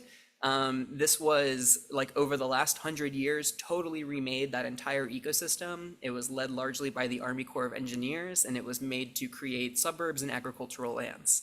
The result of it today is a severely degraded Everglades. And so in the 90s, Congress actually passed the Comprehensive Everglades Restoration Plan, which is now igniting the largest environmental remediation project on Earth. And so when we think about Florida, we think about, God, they can't do anything right. And it's true that this SERP plan is not actually being implemented correctly, but like we are like in the Everglades looking at like this. All of the cities that are built in that marshland are like impossible without the extreme geoengineering that's already happened. And all of it is attempting to be undone right now through another level of trying to restore the correct water flow. So it's like a prime place to be thinking about where the built environment and the natural environment meet. Symbiosis for me has become a way of thinking about that, like, and as we move through a spectrum of symbioses and the different kinds of relationships organisms can have together, something like a parasite or a leech comes to mind because they are a form of symbiosis as well. Parasitism is as symbiotic as mutualism. And so when we think of a leech or a tapeworm or something, we like recoil at the thought of being taken advantage of. But like when we think of a general relationship between the built environment and the natural environment, we have another kind of really one-sided relationship that like is a kind of baseline like degradation, not just in Florida, but all over. Moving up that spectrum a bit, we can get to something where one species benefits, but it doesn't harm the other species. It doesn't benefit the other species, but this would be called commensalism. This is something like barnacles on a whale is an example that's often used in commensalism. The barnacles, which are a stationary thing, now get to travel with the whale into nutrient-rich waters, and they get to filter feed, and we're told the whales don't mind it, but maybe as whale communication advances, we'll know.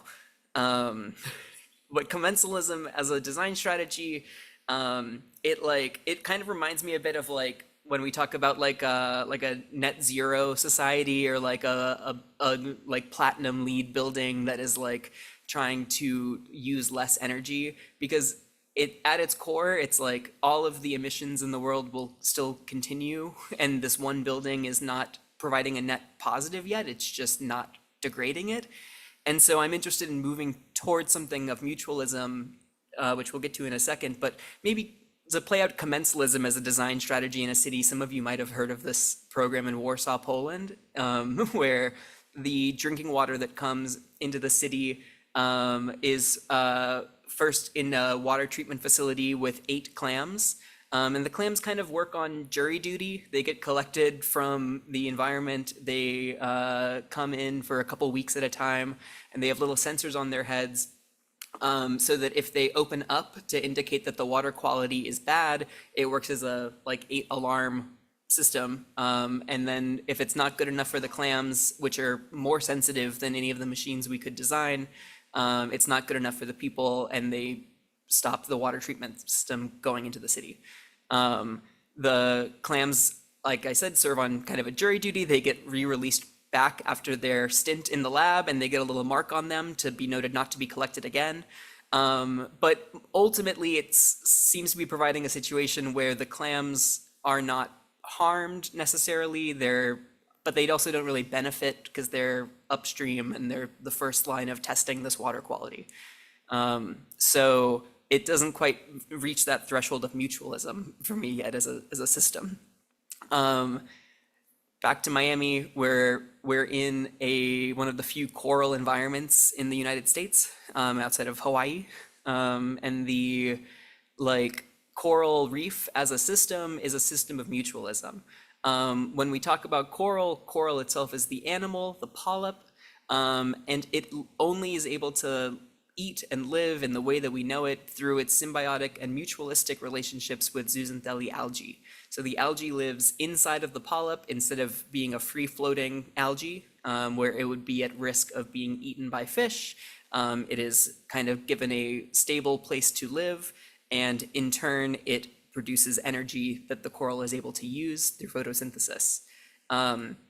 It is a mutualism that has built up all of the reef track of Florida, and then this is 120,000 years ago in the Pliocene, and so now that's all of the bedrock of the state, and then all of that gets pulverized into cement and used to build the buildings. Everything is downwind of this mutualism in the state.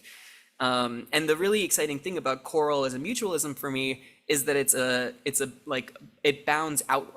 It becomes because of the coral reef's health and because of this relationship that the algae and the polyp have together, you're able to produce some of the most biodiverse ecosystems on the planet, but especially in the ocean. And so this is all, in Florida, we've already lost 97% of our coral reefs. That's the apocalypse we're living in today already. And so a little sign of hope from that I wanted to share with you today, this is an underwater camera that I helped install at the Port of Miami, which is a heavily industrial waterway. It's where the cruise ships and the cargo ships come in. And we installed this permanent underwater camera that has recorded, I believe, 220 different species at this point, including some critically endangered ones like the small-toothed sawfish. And is an all-day live streaming device to see what's living at the port, a waterway that is totally taken as not ecological. And so it's already we were able to stop Disney from building a new cruise terminal with it because they wanted to build it exactly where the camera was. And there was a whole outcry about it because a lot of people sit and watch the camera all day. So this mutualism that starts from this simple relationship between a coral polyp and algae becomes a strong enough force to stop a multinational industry. But the problem then also with coral is that it's a keystone mutualism. And so when corals bleach, the bleaching is literally the severing of that relationship between those two symbiotic partners. The corals under heat experience stress and they expel their algal partner. And so in doing so, they are not dead when they bleach, but they're losing their ability to eat. And so unless water temperature is lower within that time, and then the algae can return, then they'll essentially begin a process of starvation. That connection between algae and coral and the heat-induced kind of separation of that partnership was something first recorded by Ruth Gates, Dr. Ruth Gates, who was a queer marine biologist based in Hawaii, runs one of the most intersectional labs in coral science. And I like to think, I never got to meet her in life. My collaborators that did the underwater camera did, but that that an experience of queer life yields a different way of looking at the natural world and an openness to taking things like mutualism seriously instead of competition. We've talked a lot about Charlie Darwin today, and I think that a lot of what Nick and I are excited about with this project is finding other queer strategies in relation to environmental or evolutionary biology. And so I think we have one more creature to go through today. And it's a special one because it hits all 3 M's of mimicry, mutability, and mutualism. This is Alicia chlorotica. It's a type of sea slug that grows on the Atlantic seaboard from Florida up to New York. So it sort of crosses both of our homes right now. It's quite small. It's much smaller than it seems here. But it's a it's a nudibranch, and it eats algae. And many of the species in this family also eat algae, and they're called kleptoplasts, where they will eat algae and they'll steal the chloroplasts out of the algae cells after they digest them, and then basically sort of use the chloroplasts as like a low-running battery. They'll use the energy that the chloroplasts are sort of like, there's like a momentum to the energy produced by the chloroplast that they then leach. But this species is the only one that we know about that can incorporate the chloroplasts into its own cells. So it eats algae, and the algae then become incorporated into the cells of the sea slug. So this thing is becoming something more than slug and more than algae. It's this sort of hybrid, almost ecosystem. It's mutating. But it's living also in this sort of mutualism where the algae actually continues in a new mode to live within this sort of new host. And they give each other these two things, this like condensed, protected environment, and then the energy coming from the chloroplasts. And it's also, because of the algae that it's eating, it turns green. And it lives in this seaweed, and among the algae that it's eating, it camouflages. So it's mimicking, transmuting, and living in this sort of mutualism. And so we bring it up as sort of this like trifold knot that brings together the 3 ideas that we're working with today. But maybe, and more importantly, we bring it up as a way of living in another species that is so different from our own, it is almost alien, but also as a way of thinking through and maybe like embodying these metaphors or strategies or practices that we're talking about today that exist out there in the real world that we can see if we look closely enough. We were talking yesterday about the dangers of using an organism as a metaphor.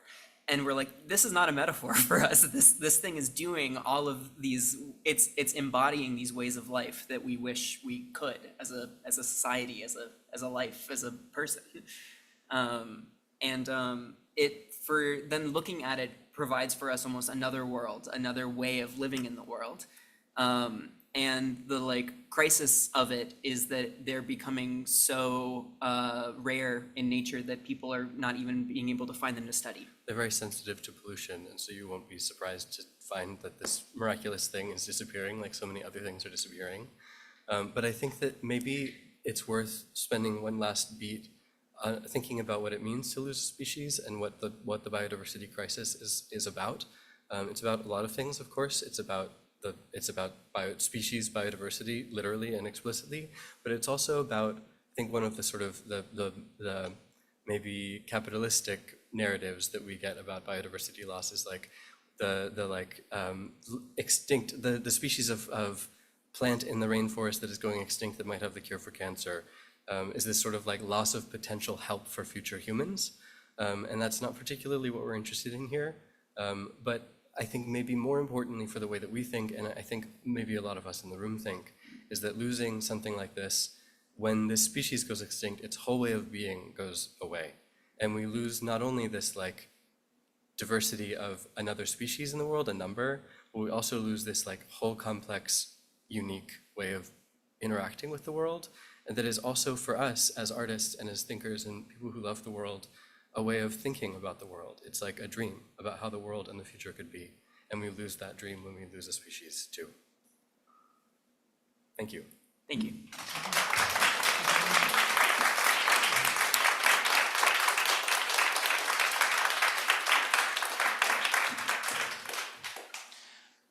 I think what we'll do, because we're down to our last 30 minutes, is we'll just fold a Q&A into our roundtable. So if the first three panelists want to come up.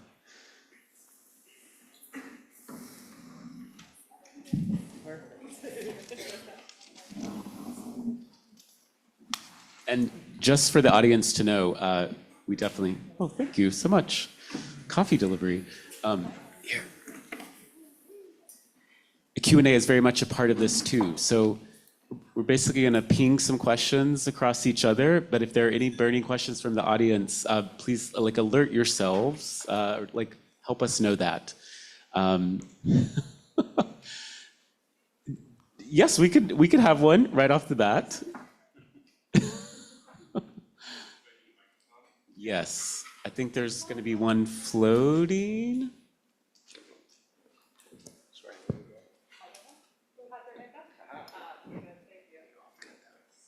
Hello, Doug. And hi, every presenter. Sorry if I misunderstood the order of operations and just put up my hand in a way I wasn't supposed to. My question is for the final presenters. I was so taken with your identification of the three M's: mimicry, mutability, and mutualism. Did I get that right? Good teaching. I would love to hear more about how you see one or more of those M's at work in the collective that you're a part of, in the work that you do, either by returning to one of the examples that you showed us, or maybe another project that you didn't have the time to tell us about during your excellent presentation. Thank you so much. I want to jump right in because I have an answer. We'll jump back to the project about the dancing plague briefly, and I don't want to talk about the content of it, but about the way that we made it. That was a team where we were working with 7 people in a really condensed residency. We were all together in person for a few weekends in a month, and on the project we knew that we needed certain people with certain expertise. So we had somebody whose sort of focus was in costume design, in choreography, in medieval history, in music making, and cinematography, and a couple of others that are escaping me right now. But these were it was like a team of people with very different expertise or ability. And as soon as we got in the room together, we were like, how do we, the sort of point of this project, I think, is in some ways to allow people to take off the hats of their solo practice and to put on this sort of queer ecologist jumpsuit.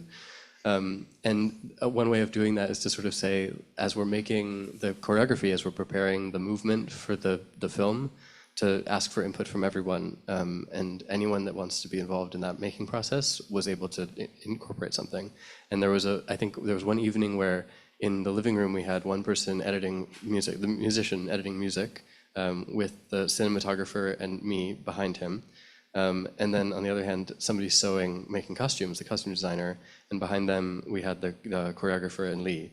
And they were painting onto the fabric. So all 6 of us at that time were working on these sort of 2 specialties or focuses of the project in a way that I don't produce music, but it was a way that we could all sort of have this conversation about what was working and what wasn't working, and everyone was involved in pretty much every aspect or all these threads, and that way of sort of being it's a very blurry way of working. Allows us to sort of mutate in and out of our own specialties and our own fields of expertise in a way that I think maybe the most important part of that is it really doesn't allow you to hold on to ego.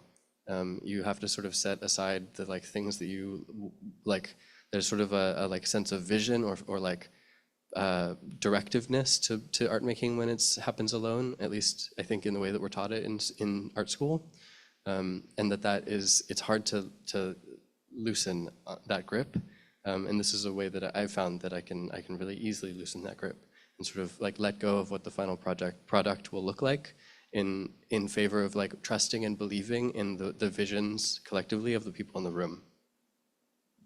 And one just quick thing to add to that, that the only like historical accuracy in that film is that none of our dancers are trained dancers.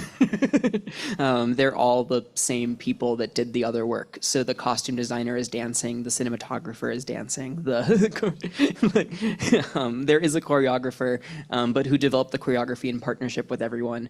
And so you have this kind of mimicry of us as a film team, but no actual like staunch roles in like actually when you get film credits.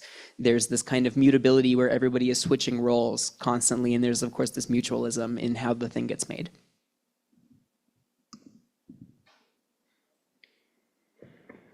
Okay, I want to kick off like the roundtable conversation with something that I think connects almost all of you, and it's really free form.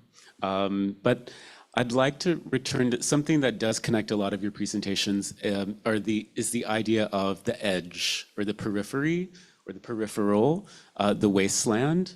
And from the first one with Morris, I thought an interesting connection were these newspaper headlines, I don't know, or gossip column headlines of a lavenderish camp of love, daisy beds of Boston, this way of looking at how queers have been contained, maybe societally, with Abby's like bitterness, actually, the receptors are on our peripheral, right? So the edges of that.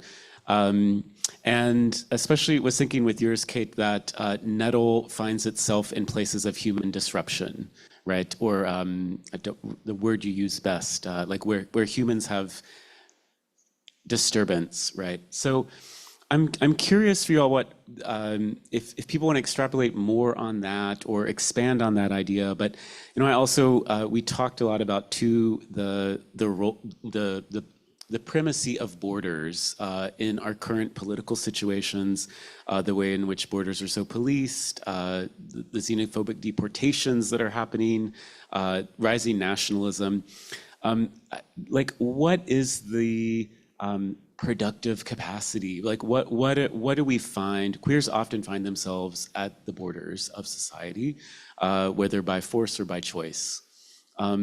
As for our current situation, and if you want to offer historic examples too that relate to the research you've shared, what are other ways that you all find value at those edgelands? Queerness in the wastelands. Is this mimicry, mutability, and mutualism? Like, do they thrive? Like, are better examples of where in places that have been left alone, that they're happening more on their own terms? So it's a collection of thoughts that I thought we might start with. So whoever wants to take the mic. You're just at the corner. Okay. Pansy. Hi. Yeah, I guess edges. I was just thinking, so you brought up the Boston gossip column, which that was in response to this kind of, fluorescence or really this moment of visibility of queer culture, especially in the United States, but here in Canada, also in Britain in the 1930s. And so it was really, when they're talking about pansies, they're talking about drag performers, but we can envision that as a wider spectrum of gender, certainly, and sexualities. And it caught on in popular culture, so going from kind of underground scenes in Black queer community in Harlem and elsewhere, it got to a point where there was like films of the pansy craze. So there was like mainstream drag performers performing in Hollywood, and obviously there's a repression that happens afterwards. But that Boston gossip rag was kind of like, the pansies have invaded Boston. What are they all doing at our clubs and stuff like that? But it was a kind of popular form of entertainment which was happening. So I think like there's an edge of visibility that can happen, I think, with queer culture, and also when that kind of hyper-vigilance of the heteronormative pushes back against it, which certainly happened. I mean, the repressions in the post-war period, especially thinking about the Lavender Menace, and also the excuses of like, they're everywhere and they're like sleeper agents and things like that. So, and obviously in that same period of the 30s, there was still a huge amount of repression and violence against our communities. So I guess the edgeland or the question there is about, you know, yes, the pansy is this beautiful flower, but it's also like that visibility doesn't necessarily lead to a mimicry response. It leads to a, you know, yes, we're going to eat you all up. I don't know. Exuberant approach, yeah.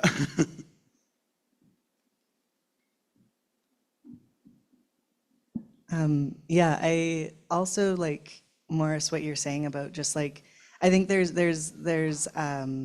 a space of desire that's happening in those edgelands, like in the, like when queer communities are pushed to the edge, it's because that's a dangerous desire that other people have for the freedom, the whatever, but it feels only safe to exist on the edge, or, you know, and so like I'm really fascinated by the barrier, the boundary, the edge in like a kind of micro way, from Anne Carson talking about like Eros, and Eros is the edge for which we long, that teaches us what an edge is. It's the space between touch that is so charged.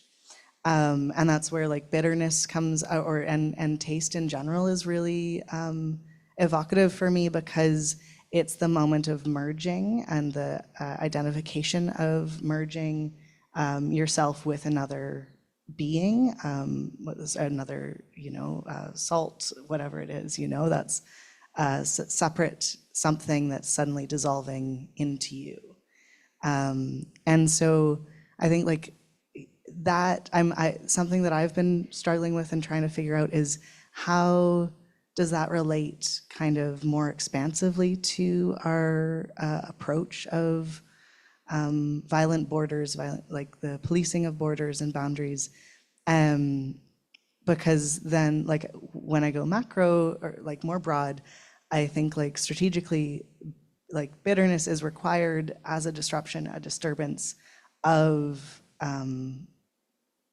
these boundaries.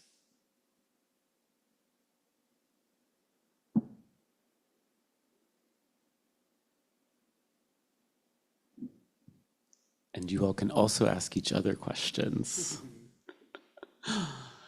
I would offer that I am still struck by Cate's provocation to the first panel to really go plant. Like what actually are the plants doing on their own terms, like fully agential outside of our own human machinations of like what they might be or why they serve us or what they do for us. I think, I guess just to speak about how nature itself has so much agency and also so much messiness that is outside of, like even that we would identify something as an edgeland or a wasteland, right?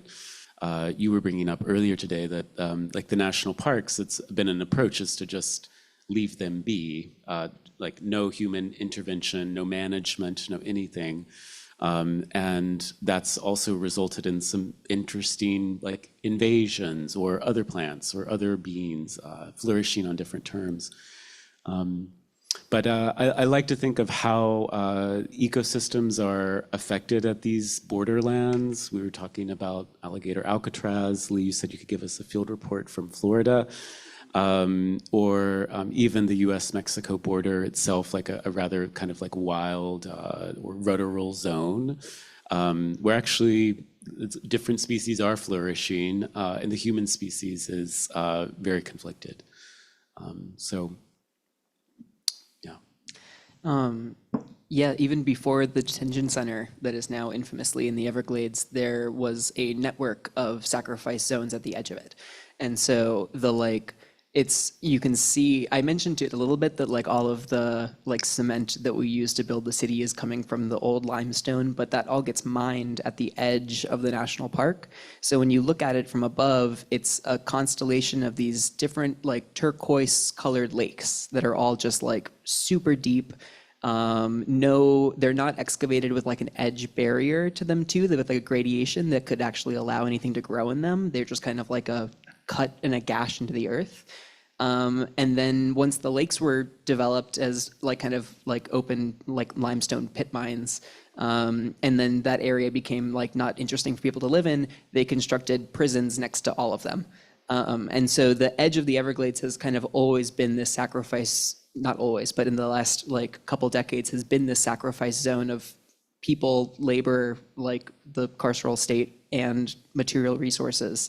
So the like existence of the new detention center didn't come out of anywhere, or didn't come out of nowhere, but the like, I brought it up earlier when we were discussing because we're seeing these across the country right now, and this one is particularly audacious because it's like stationed in the Everglades to use the environment as a form of kind of like psychic, like it's like part of the punishment that the government's trying to do is to be like, well, they're not going to run through the swamp because there's gators. And it actually follows this whole lineage of a fascist interest in gators as a form that like someone wrote an incredible paper on recently.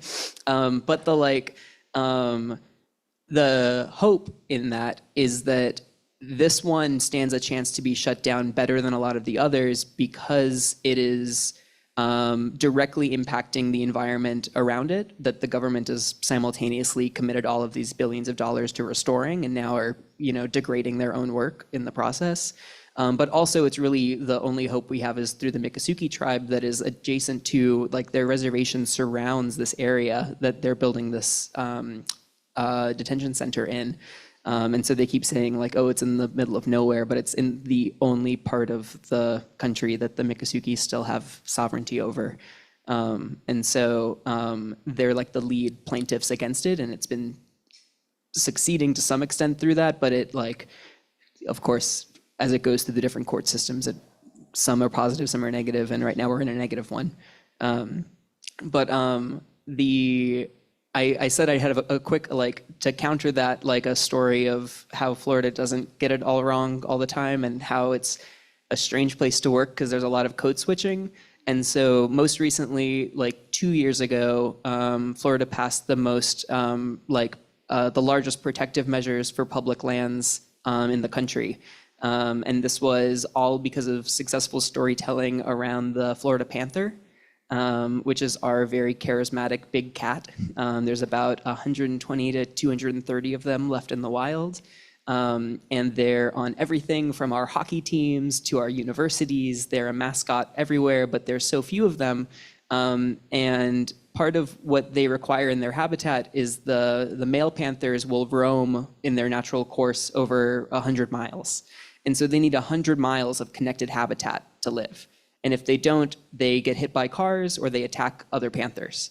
And so to preserve this one species, you need interconnected habitat across the state. And so I had friends that worked on a film with National Geographic to tell this story. And the whole filmmaking process was about trying to build this legislative campaign about how the state could there's like a global 30 by 30 movement to protect 30% of the world by 2030 into kind of permanent like conservation areas. Florida was already at like 27%. And so there's not a lot of appetite for more public lands in a state that's trying to privatize everything. So what they found that they could do is that a lot of these lands that are right now working as like cattle farms or timberlands, working rural, often like conservative landscapes, but from families that have been there for generations, are also being priced out by developers. And so the state, which is run by Republicans right now, the goal was, okay, if we can get these landscapes that are cattle farms, timberlands, that are functional panther habitat, that panthers move and walk through as they go from public area to public area, if they can do a conservation easement plan where the state offers to support and buy or just give a percentage of that money that they could sell the land to a developer if they could take it and enter into a permanent conservation easement. That's what they did. And so the film and the storytelling around the panther in particular created this like bipartisan rush of new public, like private land partnerships that are like rapidly preserving parts of Florida that were going to be developed. all of that took ridiculous levels of code switching and storytelling, and like the film highlights particularly indigenous voices, but the like media lobbying campaign highlighted more like rural white voices, and like it together it all worked. But it had like, it was the only thing that got like bipartisan support in my adult life.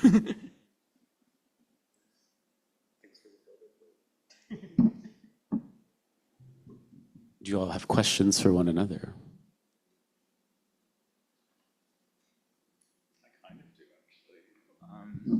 This is an open one to everyone, but there's been a kind of through line, I think, about contact points or the touch or embodiment even, along with like a duration of it, like not only just holding onto something for the moment, but what does that mean for a longer span of time? So this could be, you know, the experience of birdification, and especially like the chance that that will happen again, even as you're working with it to make food, for example. Or Haley, I was also thinking about your projects, how it's a way of kind of staying with this moment, not only dealing with your own feelings about, you know, climate catastrophe, but also in a kind of deeper moment of repetition of your body working with these systems that you've created. And then obviously mutualism is all about a long-term approach, right? So I don't know what the question is there, but maybe it's just a theme I saw and would love to hear a little bit more.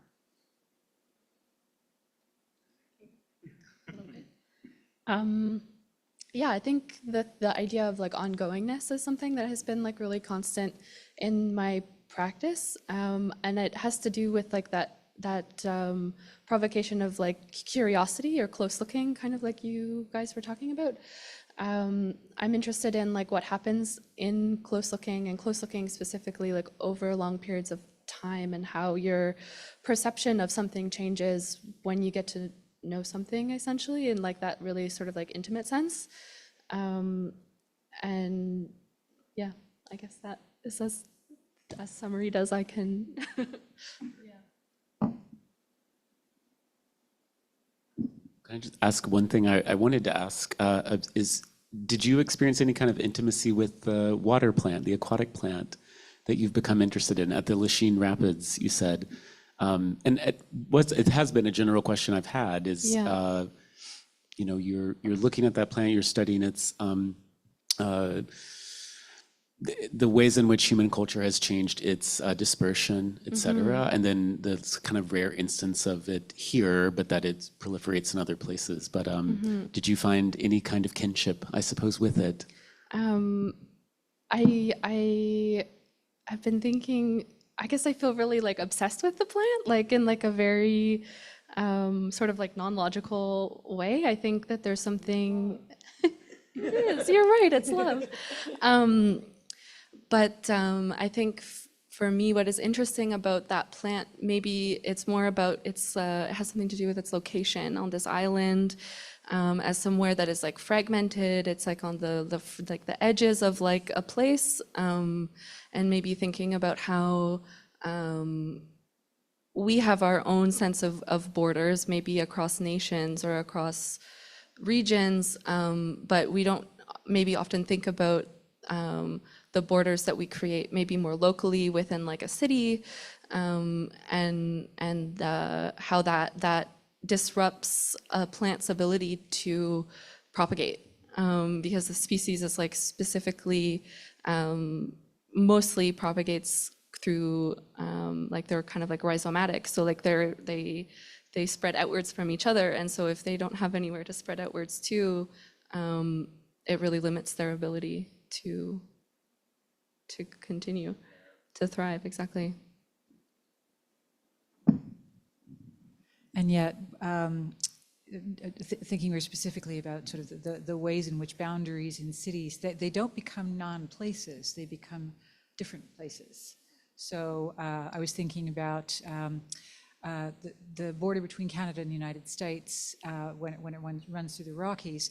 There's a legislation that says it has to be mowed every certain number of years in order to keep it to keep the sight lines open, so that who knows cannot run across. It's kind of silly, but so it's a 10-foot mode zone, and the grizzly bears love it because it's like a grizzly bear highway, and they use it as a corridor, so that border actually enables grizzly bear mobility even as it surveils against human mobility. Same thing in cities.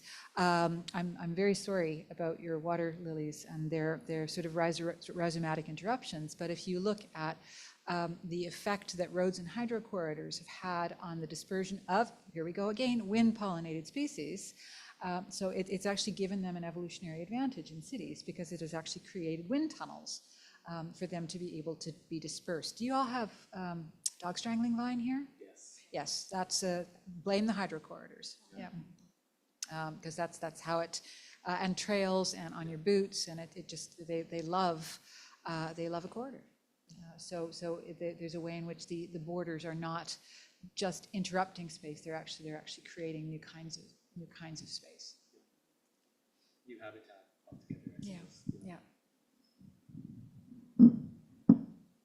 I want to talk briefly about time, because the question you asked about the sort of long time, or like the longue durée, I study the long past, and like much longer than the human past. Mm-hmm. And even for other paleontologists, I'm just studying the most recent past, like just the last 20 million years. To a paleontologist is nothing.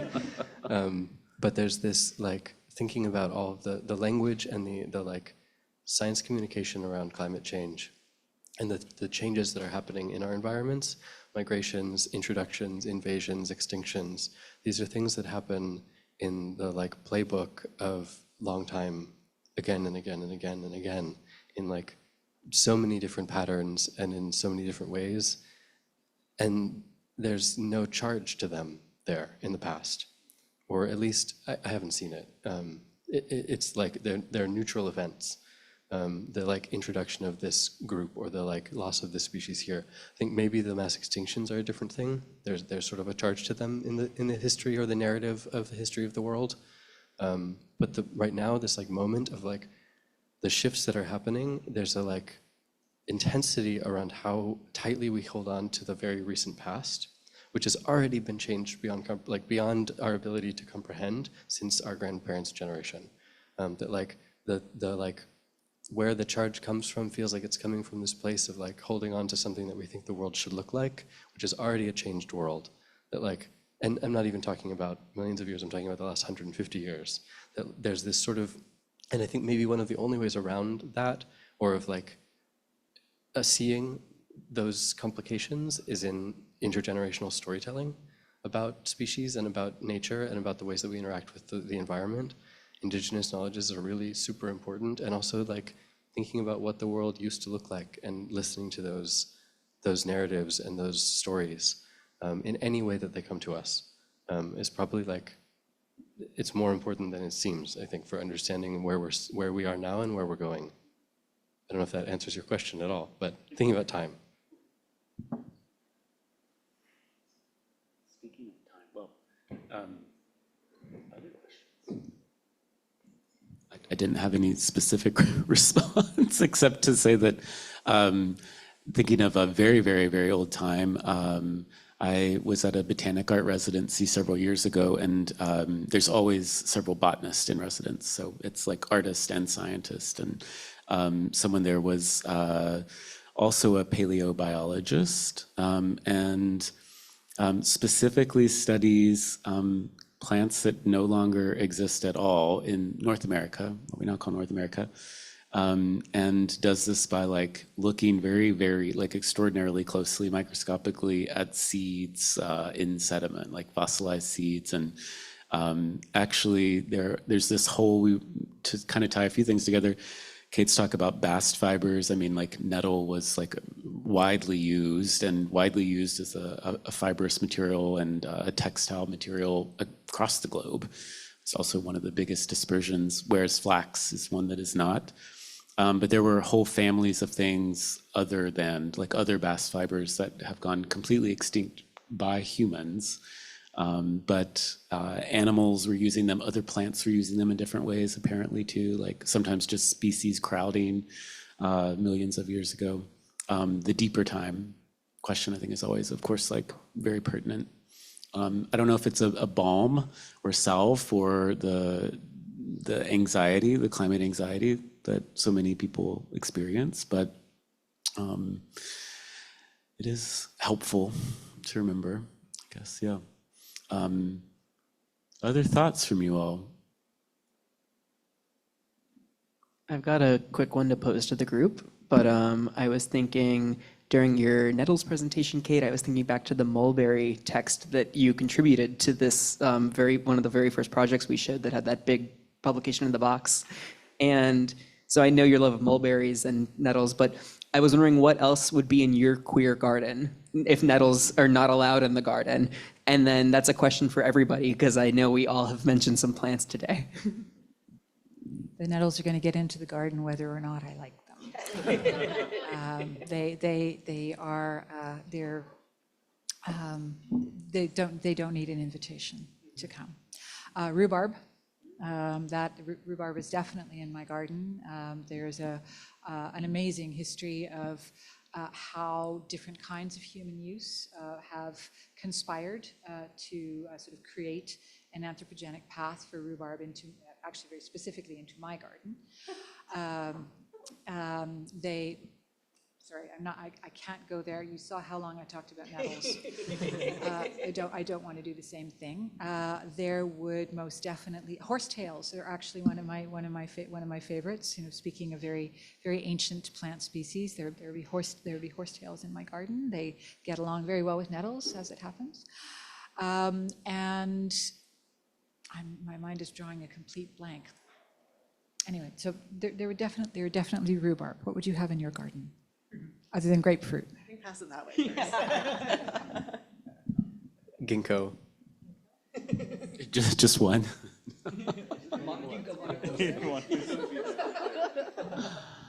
I guess other than pansies, which I mean, they've done really well. I mean, they're everywhere around the world in every single continent, like the nettle, very successful species. But I've been thinking, just because of talking about sacrifice zones, that there's a project in Appalachia right now of using lavender to recover sacrifice zones, because they're good at remediating soil, which is otherwise thought of as like, you can't do nothing there, it's too toxic. And otherwise, I just want like lots of like annoying insects in a garden. So insect attractors, I guess that's what I'd say. That's it.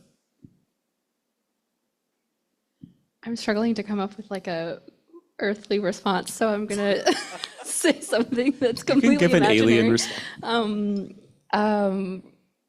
Lately, I think I mentioned earlier, I've been thinking a lot about iridescence, and I have been imagining plants that have adapted advanced photonic chloroplasts to better attract sunlight, and so that's what I would have in my garden. I'm gonna also, I'm gonna add beech trees. So I'm making a forest, not a garden, it seems. But I recently visited an old coal power plant on the Long Island Sound, Manresa Island. And they built is now a peninsula because they connected the island to the mainland with fly ash, the byproduct of the coal production or the coal burning. And the land is like nothing can grow in it except beech trees, which in that region are invasives. But there's this beautiful beech forest that is now like taken enough of the toxins out of the fly ash soil that other things are starting to grow there. And it's sort of this spectacular complication of like what is invasive, and that this is like I think it gets back to the idea of like the good gay or the bad gay, the like good invasive or the bad invasive, but it's like, it's both at once and it's more than that. And it's like, yeah, it's an interesting species in that place. But I think the main question of what would you have in your queer garden depends on where the garden is. Yeah, the one I'm growing has mangroves, which feel, they are constantly negotiating a territory of water and land in an intertidal zone. But also, like, as soon as they start growing, they start losing their individuality and becoming a mangle of each other. And in that mangle, produce a habitat for other things to thrive. So I love them as a metaphor. They're just growing like hands across America. They're like all interlocking into one big form. I got it.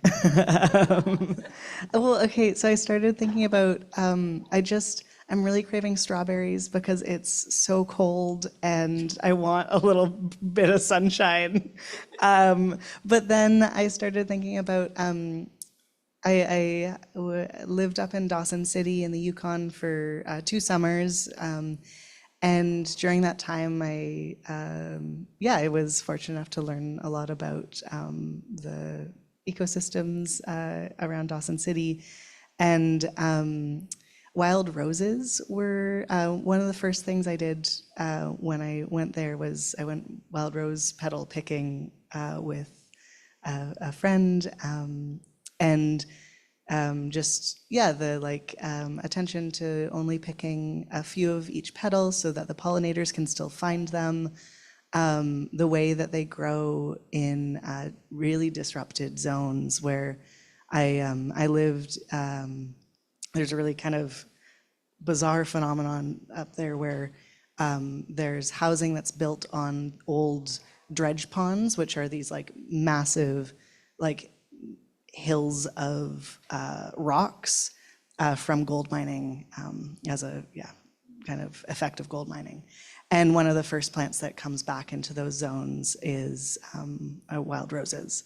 And so, just really special relationship to them. I would have so many things in my queer garden.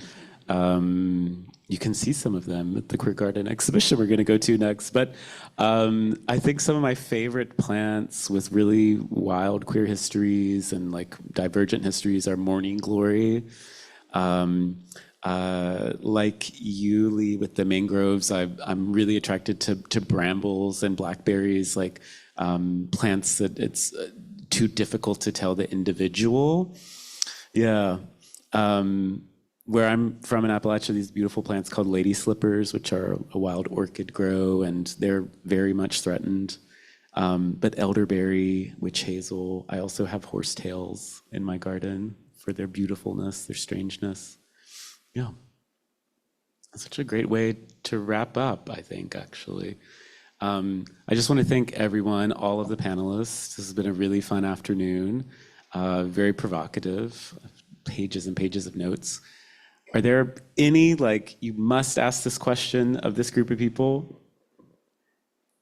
Because also, if there's not, we're going to a reception at the FOFA Gallery where the conversation can continue. But there's maybe one question. Here you go. This is for everyone, but how did you know that this is your purpose in life? Just a light little question at the end.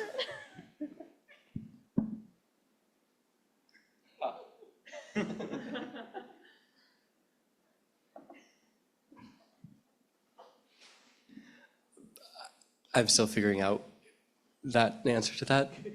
There was never a proclamation, here's your purpose in life, but talking about these things and making this work and doing these things with other people who care is like the space where I feel the most open and alive, where like my heart feels like it can like fully open the sluice gates.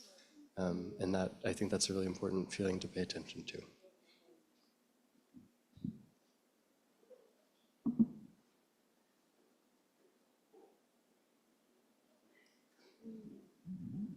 It was an accident. Somebody asked me back in the early 90s. There was a collective. In fact, the journal is still going. There's a graduate student journal called Undercurrents that is published through the what was then the Faculty of Environmental Studies at York University. And I was writing on feminist ecologies, and the editors of the journal said, we're doing something on queer nature. Would you write something? And I did, and that was that. And it involved lavender. I think my contribution is what Nick said. You know, that's still, we're always figuring it out, and this is a really fun place to be.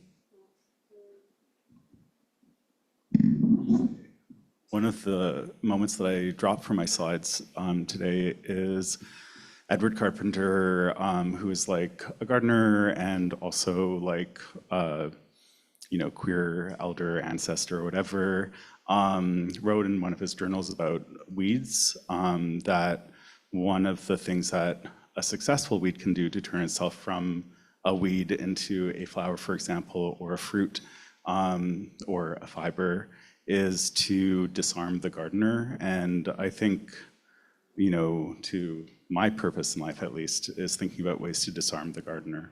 Yeah.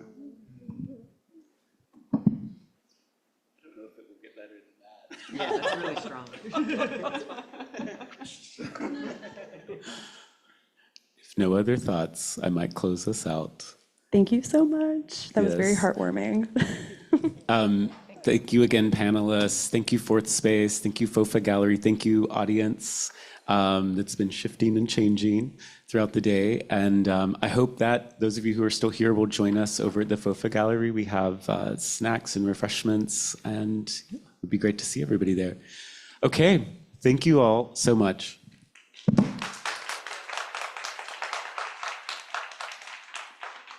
Okay.